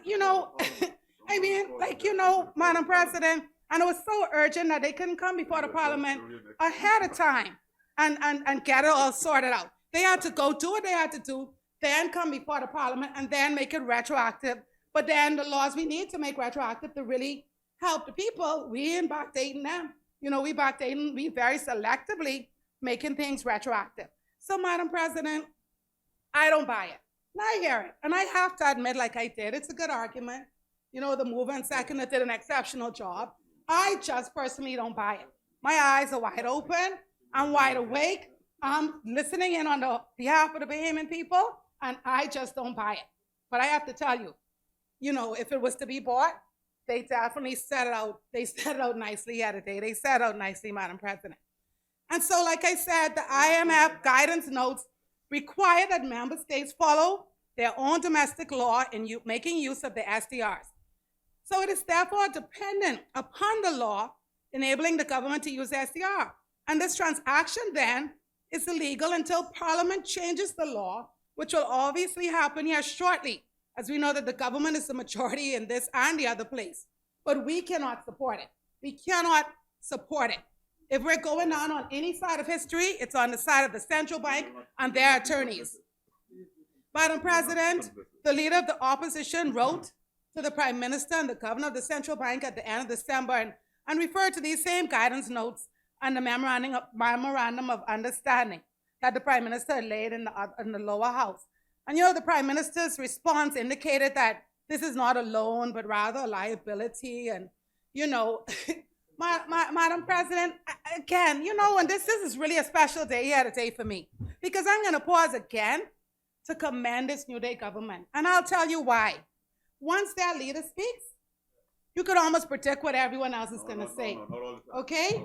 Maybe not all the time, but most of the time. And so here it is now. And there are those courageous ones. There are those courageous ones, I have to say, who sometimes speak their mind. And I have the utmost respect for, many people in the House, people like Engliston and others. But the reality is that, the Prime Minister said that this is not a loan. And that's all you could hear. This is not a loan. This is not a loan. This is not a loan. This is not a loan. And I'll tell you, when the Prime Minister speaks, they often say what he says. When the Prime Minister does not speak, then, silence is what we hear. And so, Madam President, the reality is that, in my estimation, Madam President, that the government entered into this arrangement with Central Bank, and it wasn't detailed in the debt management strategy, right? The purpose wasn't disclosed, and it's coming from a government. They claim that everything was functioning perfectly and we're ahead of revenue projections, but yet we're drawing down on these reserves being held by the Central Bank. The last administration paid heed to the time limit, the 91 days set out for loan borrowing, okay? And this government has a liability that's not a loan lasting throughout the year.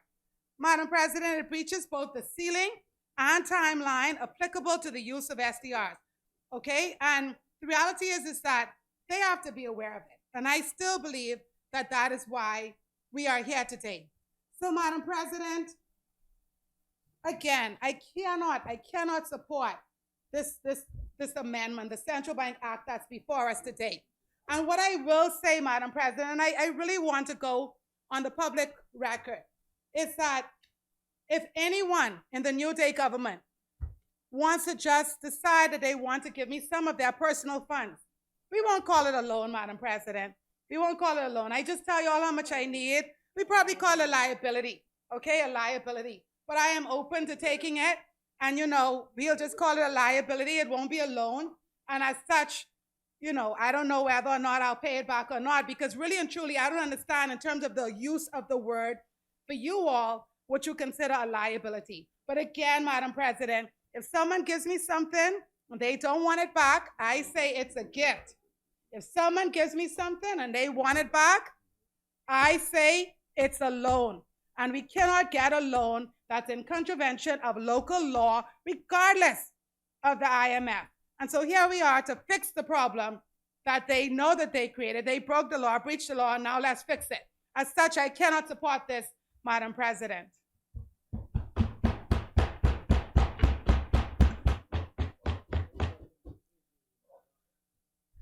Thank you, Senator Maxine Seymour, for your contribution. As many, the chair recognizes Senator the Honorable James Roll Turner.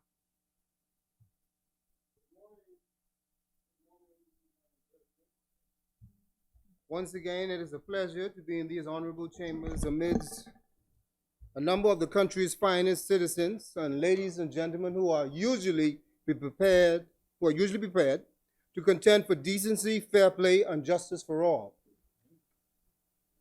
Madam President, just before I really get started, I want to speak with you just for a moment about a young man that passed away yesterday by the name of Ricardo Maxey. I've been associated with him for several years because he worked with the same group that I led, JAGS International, for a number of years. About 10 years ago, the organization decided that there should always be a place for individuals with disabilities. And Ricardo was a double amputee, also doing dialysis. He was with us for several years, but he passed away yesterday. So I want to certainly extend my condolences to his mother, his sister, and to his colleagues that worked with him, because he was certainly someone that was loved by all. He will be sorely missed. But I also ought to tell you, Madam President, that lately I have found myself being concerned a bit more than usual, with a few of the comments and elements of pageantry that I see taking place in the media and certain special interest gatherings. From what I can remember, I have always felt that certain things, such as integrity, decency, honor, even poverty and wealth, ought not to be associated with politics, not to be associated with political affiliation.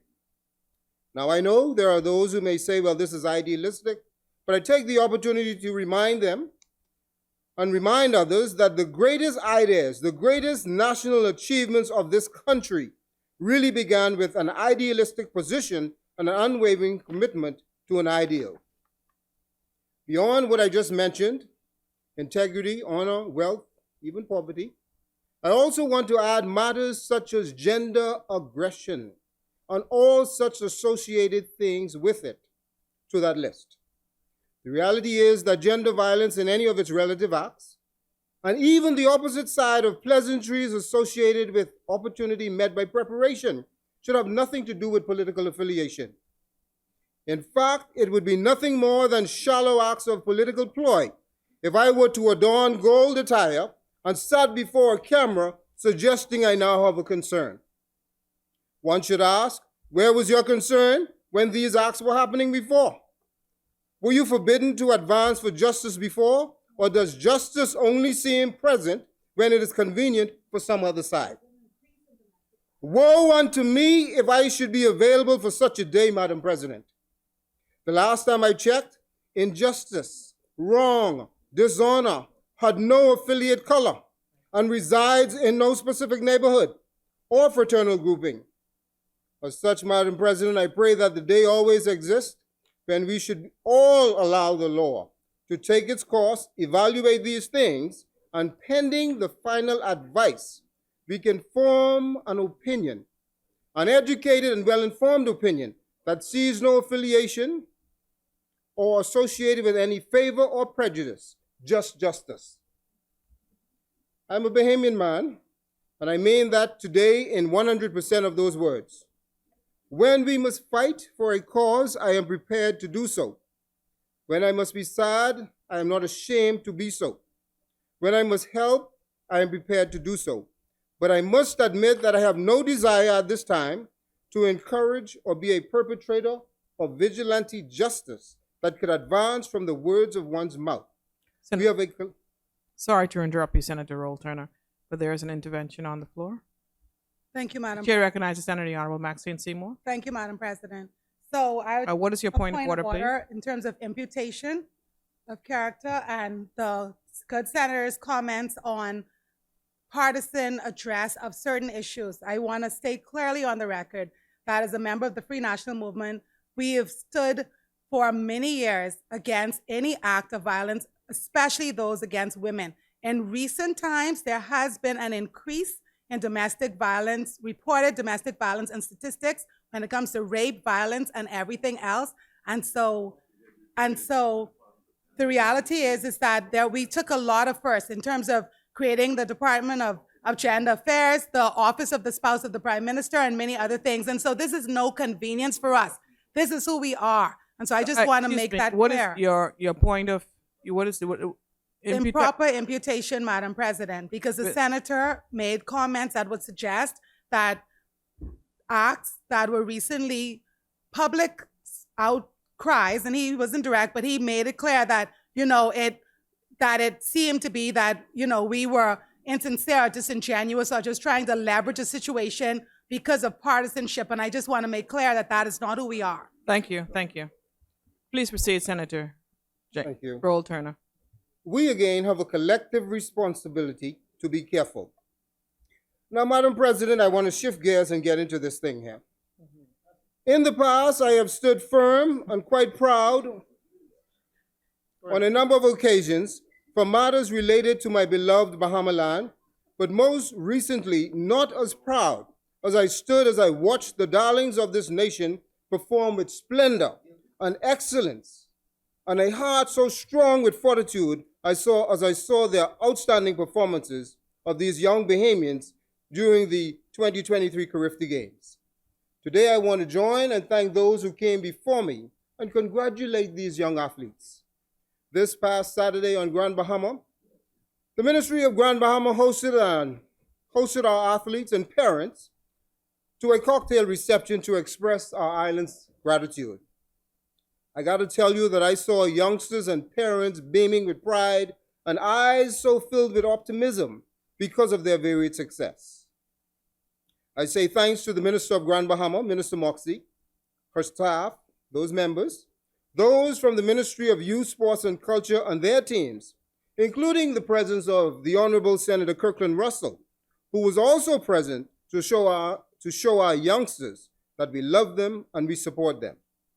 Certainly from swimming to track and field, these newest athletic stars deserve our admiration. And I say to corporate Bahamas, they certainly also deserve our financial support for their continued success. Madam President, we also saw that our nation celebrated the official launch of sailing as our national sport. Another set of progress in the right direction, in my opinion. I know that there are mariners, even in this room, primarily those associated with motorized luxury marine vessels.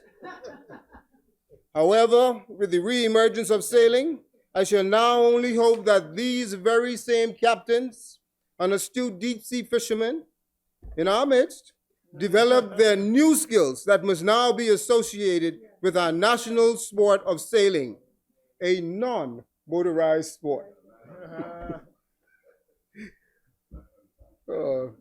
Madam President, the Central Bank of the Bahamas Amendment Bill 2023. The truth be told, the Bahamas is a country that is certainly showing signs of maturity at the young age of 50 years old. We all know that as we progress and with the evolution of technology and various financial instruments, there is a need to update, change, and resolve various issues as our country's needs change periodically. We have heard among our general public, and even in these honorable chambers on numerous occasions, the sentiments that there are numerous things that will require adjustments. Today is no different. Clearly in the past, there seemed to be an appetite, there seemed not to be an appetite to always make adjustments as required. What we have witnessed from this current administrative group so far is a desire, a will, and the intelligence to review and adjust what is necessary. Every Bahamian should always expect their lawmakers to move forward when an important step toward the appropriate use of international financial instruments is necessary to ensure the sound fiscal health of our nation.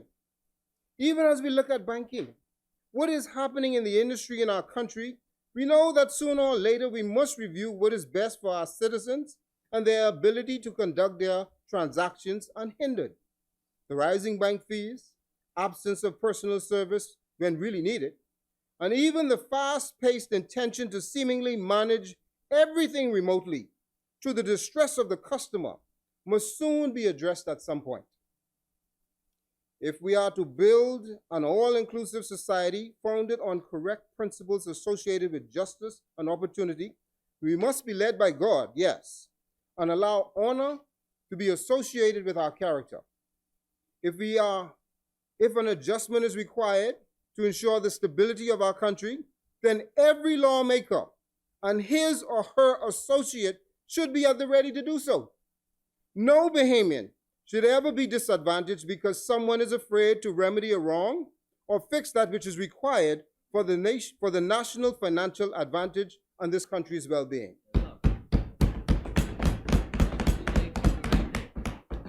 Madam President, I stand ready, willing, and able to help the Bahamian people and this land that I love.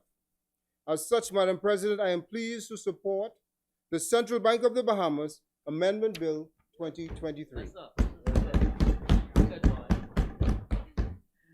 Thank you for your contribution, Senator the Honorable James Roll Turner. As many, the chair recognizes Senator the Honorable Reuben Rami.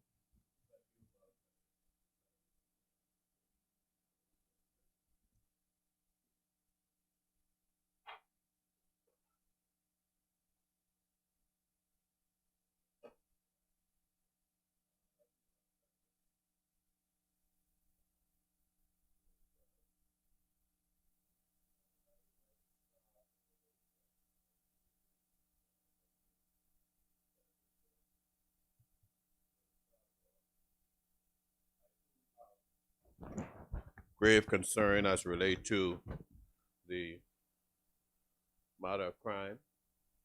And indeed, my senator for Grand Bahama, we feel the same way about, in particular, matters relating to violence against women. That has always been a matter very, very close with me. For years, I've had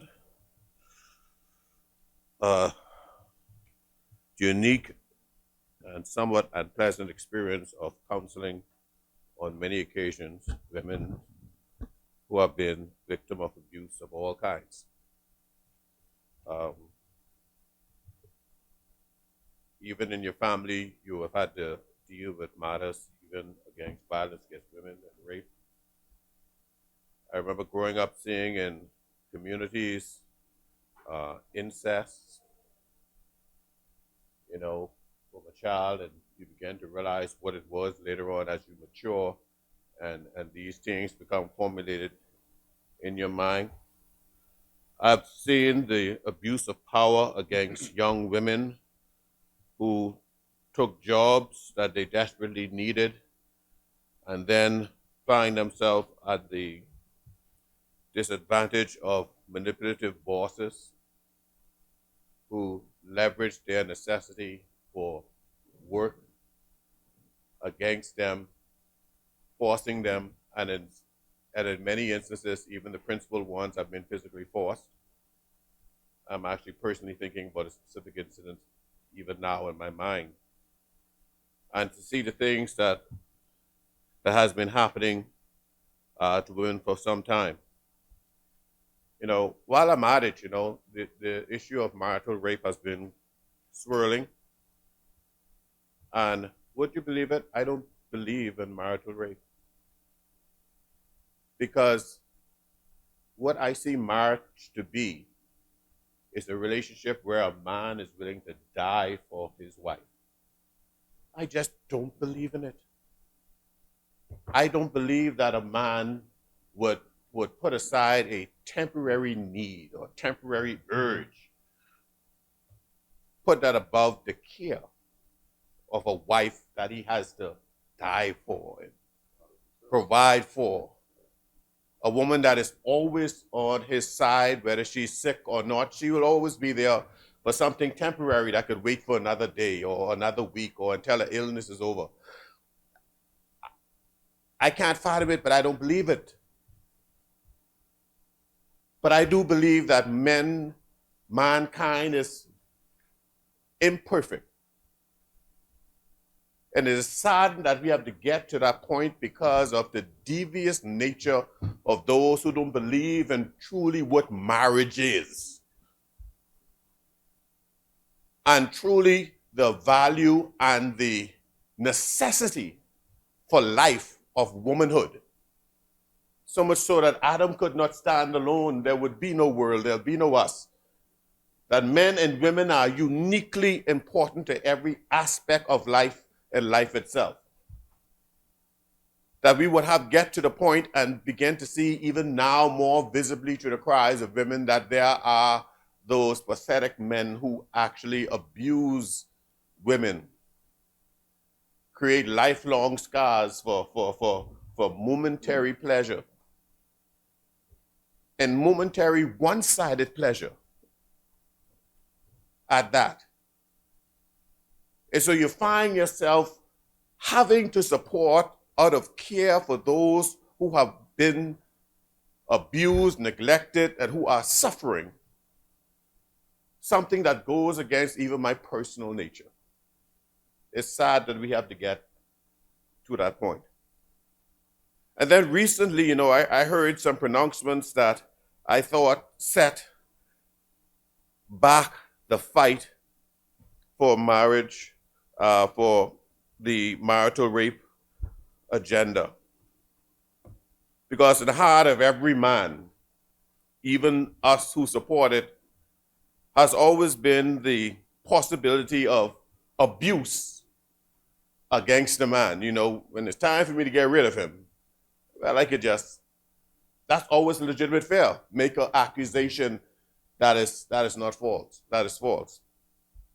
That is one of the greatest concern I think that most men have, that they don't want to find themselves because of anger or spite or so that somebody use the tool that is designed to protect the downtrodden and the victims as an opportunity to get the house or jail the man or get a swift divorce. And the abuse is very, very high up in the mindset of men. Beforehand, and even in this place and other places, I would have spoke many times about even my concern about accusations. And you find that accusations many times are so hard to prove, and when things come up, that's why I believe in the process of law.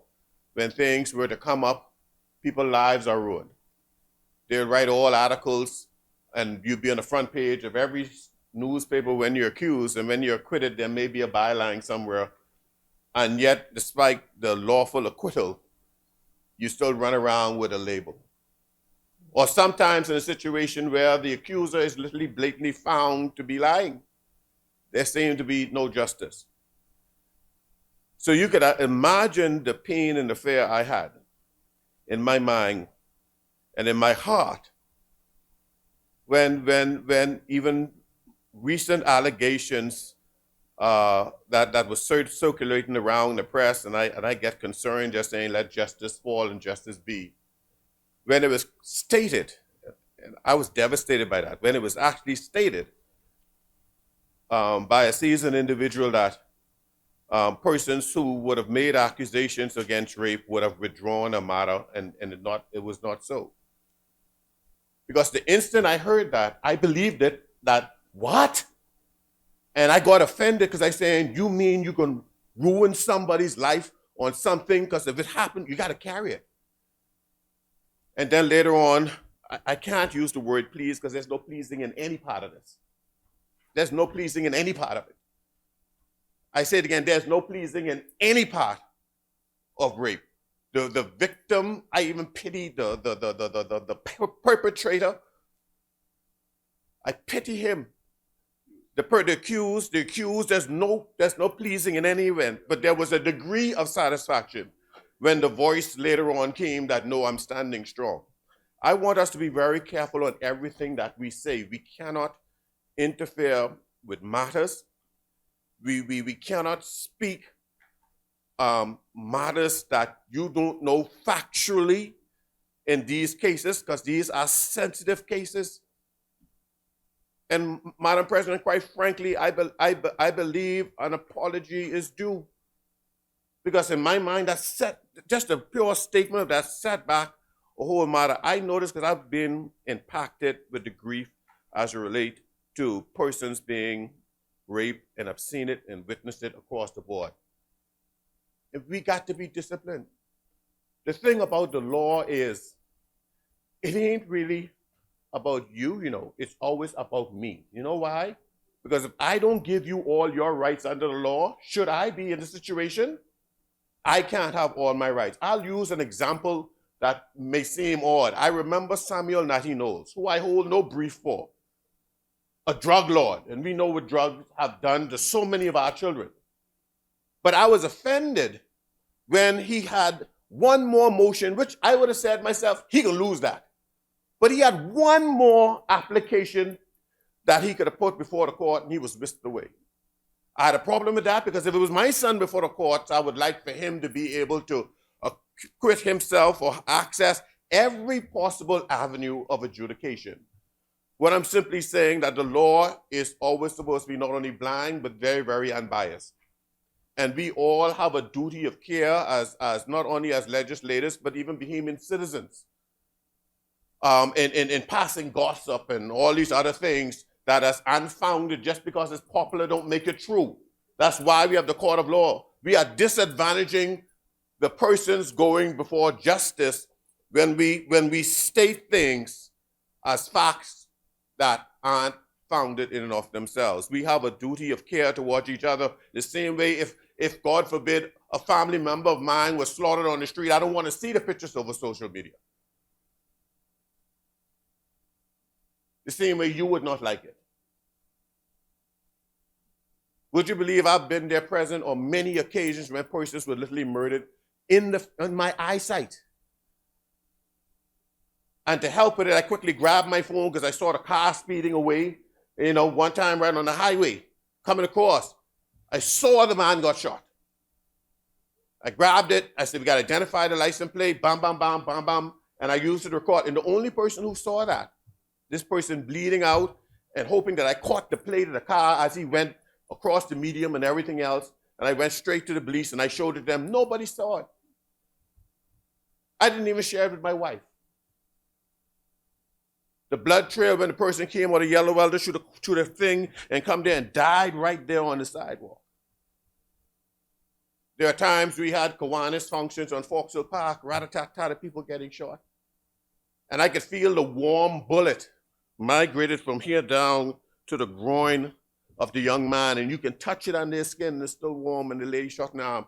We've been all over these things, the violence on the Foxhill Parade. Man, we need to take these things very, very seriously. For true justice to be a fact, guilt must be established, and then that person be dealt with fully according to the law.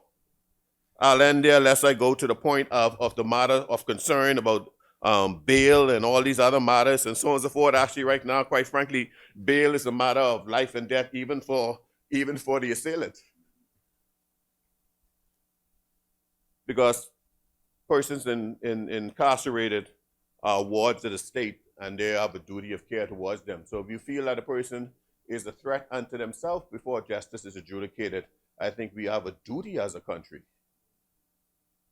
to secure those persons, if only for their own sake, and also most likely because of the victim. And in that vein, we've seen also how many victims have been intimidated. We've seen that many times. And the most guilty get away because assailants are let go on bail and they're able to intimidate notwithstanding court orders. Or they have access to cell phones and different type things would allow them to put out hits even from jail and et cetera, et cetera. So we do have a problem in our execution of laws. To this bill, Madam President, this too, in a sense, is akin to that from an example perspective.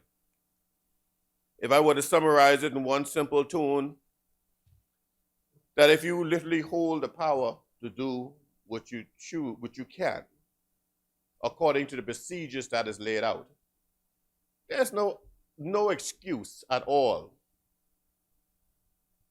in not following the procedures beforehand. Let me give you an example. If the government needed to borrow monies from central bank, that's their prerogative. And I'm going to come back to why I stick with the word borrow, notwithstanding what Senator Alcides and others said. That's your prerogative. But if there was in the law, and Senator Alcides himself said that there are persons who disagree that the process that was taken was correct and it should be done another way, he supported the way it was taken. Well, the mere fact that nevertheless this bill is here to still address that, for what you call the avoidance of doubt, as you call the avoidance of doubt, if you are right, there's no need to appease avoidance of doubt. If there was doubt, you should have gone about it in the best way. No, when there is doubt, you err on the side of caution and do it right the first time. Because government is the one that also sets the tone, just as parents sets the tone for children. You can't tell your children to stop cussing when every time you drop a fork or a spoon, you cuss him out, cuss little Johnny out. And when you see little Johnny on the seat cussing like a wild dog sailor, you get mad and slap him in the mouth and wonder where you get it from. You should slap yourself in the mouth. We cannot, a government cannot repeatedly and repetitively and almost consistently as it would have been done and accused of being done, choose to use their power that they can always solve with a stroke of the pen and a resolution in both houses do things that are either contrary or perceived to be contrary to the law when they can always keep the reputation of our Commonwealth clear and clean just by ensuring that they clear up all ambiguities. What is unreasonable about that? See, that's almost like the rape thing. If you're in doubt that the woman say no, stop anyway.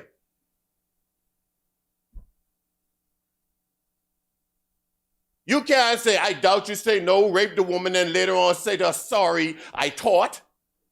No, the same thing translates to that. If you are in doubt, confirm. If you are in doubt, as you said about this legislation, and the reason why we bring this legislation here to clear up all doubt, if you are in doubt, stop and get it right. That is simple.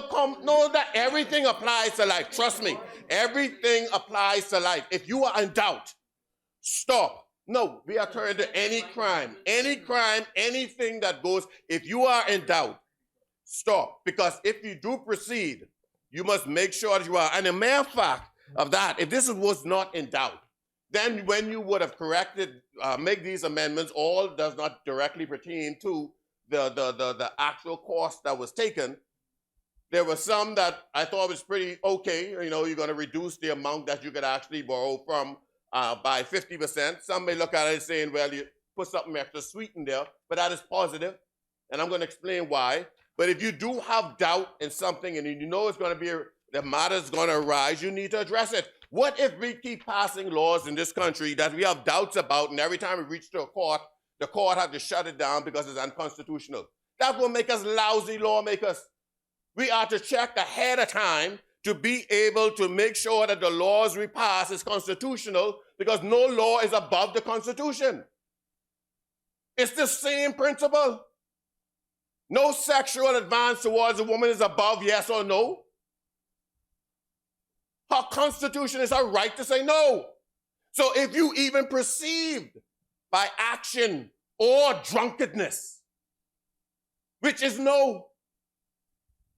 She may be drunk and telling you all kind of things. In my opinion, that's no. Because no, I'm showing you that it's the same thing. We have a constitution.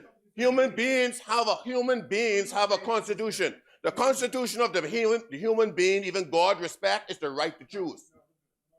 It's the right to choose. The same way any law that we pass in any place, we weigh it against the Constitution. That's the very same reason why we had the law reform bill in this house yesterday or earlier this week. It's because we realized that there would have been, and there are likely, and there would have been experienced some errors in our laws, not just in handling in terms of their unwieldiness and their wording, but where there are errors in law, we will bring them back here where the law contradicts itself and make correction. And my question to the AG then, that day, as it relates to the victims of those law amendments, himself agreed that we will have to make them whole. And he gave examples of how laws in the banking systems and other points, that in the law that was improperly drafted, or in the law where there was an error or a misplaced comma, could cause someone to not to have the intended justice of this legislative body.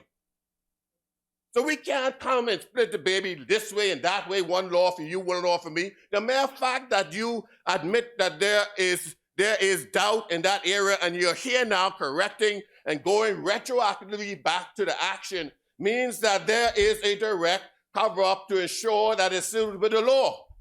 And when we stand here and use the IMF as the backbone for the actions here, where the IMF in and of itself made recommendation that all IMF countries must comply with, they themselves yield to the local law. So if at that time the local law did not allow it, and the IMF is saying you can do this if the local law allow it, we could have come and called an emergency session in the House of Assembly and in the Senate, and in under 1 week, probably even in 3 days, make the law clear so that you could have done what you wanted to do. Then the statement was made by Senator Pistock that the central bank governor said that they are, make sure I get you correctly, that they are working with the government. What did you say? Sorry about that. Sorry about that. You did Senator Lightborn. that the central bank governor made a statement that he is working with the government. Did I get it correct? Take a moment and find it if you need to. No, I'm asking you out of respect to get your quote right. Good. You know, you have to address. So if that is the case, that doesn't apply anything other than if your boss speak and you give your recommendation as he did to the Free National Movement government when in August the latitude was given for this money deposit to be used for the purpose of COVID, the same central bank governor informed that our administration that it could not have been used in the manner which is being used now. So now if the leader of the Commonwealth of the Bahamas, who is in charge of finances, come to this governor of central bank, despite his role, and he said, this is my advice, and he said, man, this is what I want to do. He said, okay, suffer it to be so. You know, in many instances, you know, the best thing you can do, even as permanent secretaries or anyone else, when the minister wants to do something that is awry, you make the note in the record. I was directed. So don't come and say that was something else. And then we stand here telling the Bahamian people that is not borrowing at all, and we sticking to that, sticking to my gun. Well, I've never seen somebody paid interest on a gift. I don't care how low the interest is. Oh, it's my money, so I can do what I want, then why you have to ask permission and why we coming through all this? Quite frankly, we're going to get to who that money is in the reserve of the central bank.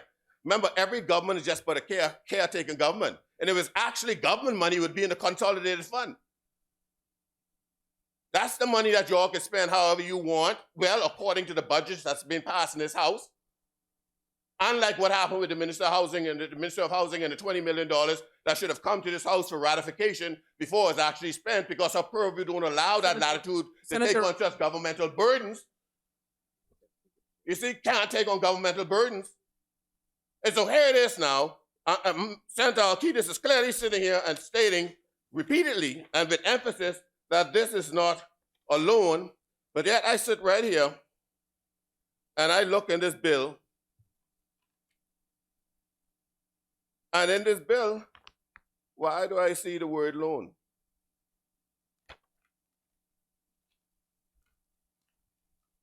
I thought I marked it when I see it. Yeah.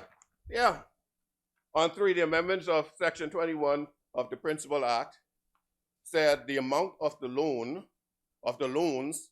which may be outstanding at any one time shall not exceed the aggregate 15.15% of the average of the ordinary revenue of the government.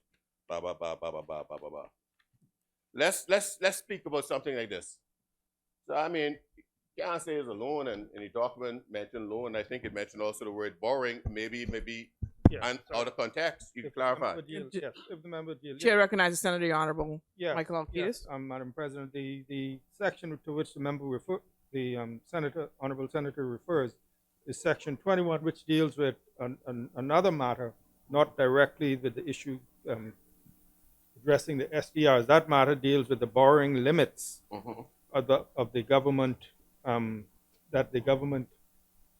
limit of the amount of funds that the government can borrow from the central bank. We're reducing it from 30% to 15.5%. What had happened, Madam President, is, and I can say that because the question did rise, I'll be quick, that, why didn't we come earlier? Because we were coming to just amend that particular portion for the removal of doubt. And then there were these other amendments that came up having to do with the limits, and as well as central bank participation in the primary markets. And so we decided, instead of coming to do one and then coming back again, we'll just consolidate all of it. So the short answer is it mentions loan, because that is a separate amendment dealing with the reduction in the limit from 30% to 50%, not directly related to the issue of the SDR, which is dealt with in the amendment at Section 17. Thank you for your clarification. My question is just, thank you very much. Wait. Just do that. No. Just allow the chair to recognize you again, Senator Ramey. I understand you're in a hurry, but you have your allotted time. Please proceed, Senator Ramey. Yeah. To that point, as Senator Alcides would have stated, which I looked at beforehand, my question would be, as it relates to the borrowing, the funds that was undertaken from the government, does that reduction from 30 to 15% restricts the percentage rate of borrowing as related to similar transactions in the future? Yes, for advances in the future. For Chair. yes, thank you, Madam President. For advances from the central bank going forward, the limit of the government would be 15.5% of the estimated average revenue, or the actual average revenue. So whatever the average revenue of the government is, I think they normally take 3 years worth of average revenue. The maximum amount that the central bank can lend to the government going forward will be 15%, as opposed to now 30%. Thank you, Senator Halkitis. The chair recognizes Senator Ruben And Ramey. that's like case in point as to rate the fish fry fish.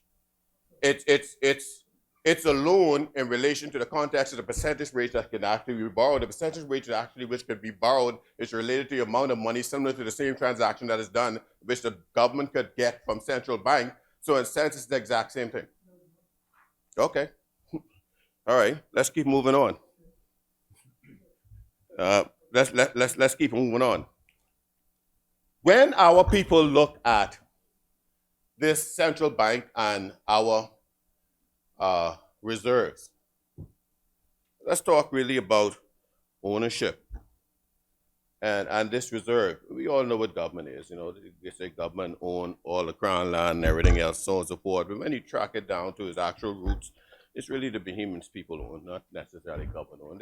They are caretakers. And I think it's fair for us to appreciate and understand that what is government owned is what's in the consolidated fund, and it's what they own, and that ownership comes from the empowerment of Parliament through the process of the budget, which they estimate that they need. Any government would need X amount for its functioning, and that amount is transferred over to the public treasury, the public purse. And the government can do what it needs to do, even in emergency, reallocate and transfer. But if they want to exceed that, they got to come back to the place again, and they need to seek that extension for additional borrowing and everything else. However, as it relates to central bank, I want our Bahamian people to understand why that debt reserve there is on the whole. The whole value of our Bahamian dollar is in and of itself, it is pegged against those very same reserves. All right, we are a country of about 250,000 adults. Let's not count the children in this. We got about 250,000 adults. So it's really 250,000 people that, you know, the working class, et cetera, et cetera, et cetera, et cetera. And so in and of itself, as it relates to the Bahamian dollar, pound per pound, person per person, we are blessed that our dollar exceeds the value of that in Jamaica, who has millions, or Haiti that have millions. I want us to appreciate God's blessings on us. But our brilliant strategy that has been put in place is that we keep a reserve that is able to back our dollar and our dollar issuance 1-for-1, and therefore we can keep it in par with the US dollar. So those reserves are very, very critical. I commend even the previous government that despite 75% collapse in our tourism product during the time of COVID and the shock throughout the whole world, our reserves at that time was the highest in history at that time. So that meant that the former administration kept this country's fundamentals strong, even though the things beyond our control was bearing down on us, from Dorian to COVID to the international shutdown, yet the fundamentals of this country were so strong. That is proven so much so that less than 3 months after September, October, November, December, 3 months after the September election loss, the projections, the reports that was given, the quality review that was given by this administration acknowledged that the country had a surplus in revenue, I think in excess of $90 million odd dollars in its overall projection. But I want our Bahamian people to understand how important this is. First of all, the debt reserves that you see there, the probably 2-point-odd billion that is there now, is not a true number of its liquidity that is available. why I want us to appreciate that is the reason why that reserve is there is that whenever the government gives guarantees for all these corporations, BEC and all them other stuff, them hundreds of millions of dollars back guarantee, that segregates a chunk of our reserve in the corner. So say, for instance, we had $100 worth of reserve in US. We have $100 Bahamian soats out of there, and BPL needs to get a $10 loan. Central bank have to separate $10,000 US currency, bam, and set that aside. That even though it shows on the books, it can't be counted in the aggregate. Why am I saying that is when we look at all the other debts that the government backs and carries, the only reason that's standing strong is because we have the equivalent to reinforce it in reserves in our central bank. So the number you see in and of itself is a little less than what you really think it is, even though it's there. When we look at the central bank, apart from that transaction and interaction with government, the next, and I think the first primary use of the reserve is to protect the Bahamian people and the merchants class.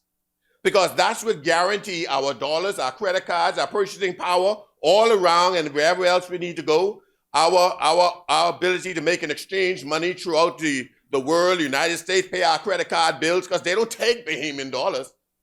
I mean, we've been going to Miami so much that there's some people, places in Miami, they'll take our dollar because it's respected. They know they're going to get 1 for 1 for it. But you can't go to Switzerland and spend it. But because of the reserve that we have here, we're able to purchase all the goods that come in. And quite frankly, if you look at it from as of December of last year, 2022, our reserve stood at having the capacity to sustain the imports to this country for about 34 weeks. So as big as that number seems, it ain't all that big when you look at the regular functioning of it. So we need to take care when we do anything unnecessary and not to be so flippant, and I'm not implying that the action was taken was flippant. I'm talking generally, not to be flippant in accessing anything that puts a draw or hold on any portion of our reserve. Because that is very, very critical in terms of us being able to operate and function and keep our economy going. And you know, when we look at these matters of the interest rates, and I heard the boasting about the interest rate instead of the 3% versus the 10.11%, et cetera, and the borrowing power and the brilliant strategies that will help us with the interest rate. And even back to my good senator here who tried to quote me on my statements as relate to the FS, which I don't deny in its context. You know, I want us to understand something, you know. The reason why we are in the hell straits that we are in right now as a country, that has caused us to have the struggles and the high interest rate on the open market to do business, is clearly tracked right back down to the Perry Christie administration. When you look at that during that time, the Bahamas, that they introduced, and I said before, and because you made the statement about the financial secretary, then the financial secretary was Simon Wilson. Michael Alcides was doing the same thing he did right back then. Brave Davis was prime minister. Brave Davis was deputy prime minister. Perry Christie, the Honorable Perry Christie was prime minister. Brave Davis was deputy prime minister. So basically the same crew that is there then was there now. The Bahamas sovereign debt rating was pretty good. But in that 5 years of that administration alone, virtually, absolutely none of their budget projections were actually met. There were times in which the Bahamas growth was minus 1% in terms of GDP growth. We saw the introduction of the Bahamian people sovereign debt rating would cause us to have difficulty in borrowing on the international market at reasonable rates.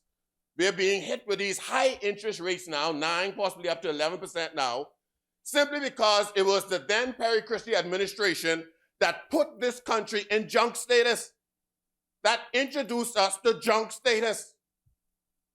And it was Simon Wilson was then, again, the financial secretary, Minister Alcides, Deputy Prime Minister Brave Davis, and also Prairie Christie Prime Minister. So much so that every single year of that administration, we got downgraded every single year. We went through COVID and didn't get a downgrade till after election. That I can recall. I stand to be corrected. The whole country shut down. And not only that, the VAT was introduced during that time, and it was boasted of being the most successful VAT launch in this region. And we raised close to over $1 billion in VAT during that time, and still the country went to junk status. Sometimes in life is sure, throwing money at a problem don't always fix it. And now we see ourselves back to in the same state, in the same condition. My concern about central bank is to ensure that central bank does not receive the appreciation and treatment that national insurance is getting. National insurance has always been looked at as a slush fund for government, whereas they can use it. And I hope this act does not become an act that opens the door. And I would say, just like how the Removable Property Act did a good thing then, but needs to be shut down, in my opinion. It had its life. It did its purpose. We should have shut it back down, because I'm sick and tired of foreigners coming in here and owning too much. It was done under Prime Minister Ingram. It was done for a good reason. Bahama did a good thing. Atlantis did a good thing, but brother, by now that should have been shut back down, because I think it's now operating to the disadvantage of us as Bahamian people. So now I don't want to see central bank, by virtue of this act being passed and the things that it allows, even with the acquiescence of the IMF, turning it into the state, especially under the mindset of this current administration towards NIB, seeing it moving off the cliff of insolvency, and yet today we can't get a definitive answer of rescuing one of the most solid safety nets for our country's people, which has been established by the PLP, is looking like it's going to die under PLP, notwithstanding that the erosion began from even during the times of Prime Minister Ingram, where corrections was made. But even now, we're not seeing correction made. The only thing I remember hearing was, we don't want to put that burden on the people. If national insurance crash, the burden far exceeds the couple percentage they're asking to do to save the thing. So if that same mentality applies to this central bank procedure, and it becomes more easily and readily accessible by any government, I have a personal concern. Because most of the government would be different, and they talk all the rally talk, but sometimes when I look at it, sometimes I see the operation, when you set a precedent, the next one follow it. Sometimes it's best not to set the precedent, especially in law. Especially in law. And I see that in VAT. Even though we hated VAT, guess what? Because it was already law, you was constrained to, you have to use that which was there. So with that, in review of all this and what I said, I stand with my colleagues in this one as it relates to this. It will be passed. This will pass, but it won't pass with my blessing. It will pass with my personal one-man statement, revolt and review and expression of my concern on the record. And I pray God bless the Commonwealth of the Bahamas, not because of, in this instance, in spite of.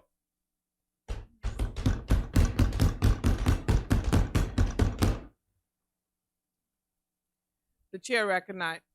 Thank you, Senator the Honorable Reuben Ramming, for your contribution. As many? Thank you, Madam President. I want to thank senators for their contributions. Madam President, this is a convenient time to take the luncheon suspension, so I move that the business of the Senate do suspend until 3 p.m. this afternoon. Is there a seconder? It has been moved and seconded that the business of the Senate is suspended until 3 p.m. this afternoon. As many as in favor say aye. Those opposed say nay. The ayes have it. The motion is carried. The business of the Senate is suspended until 3 p.m. April 27, 2023.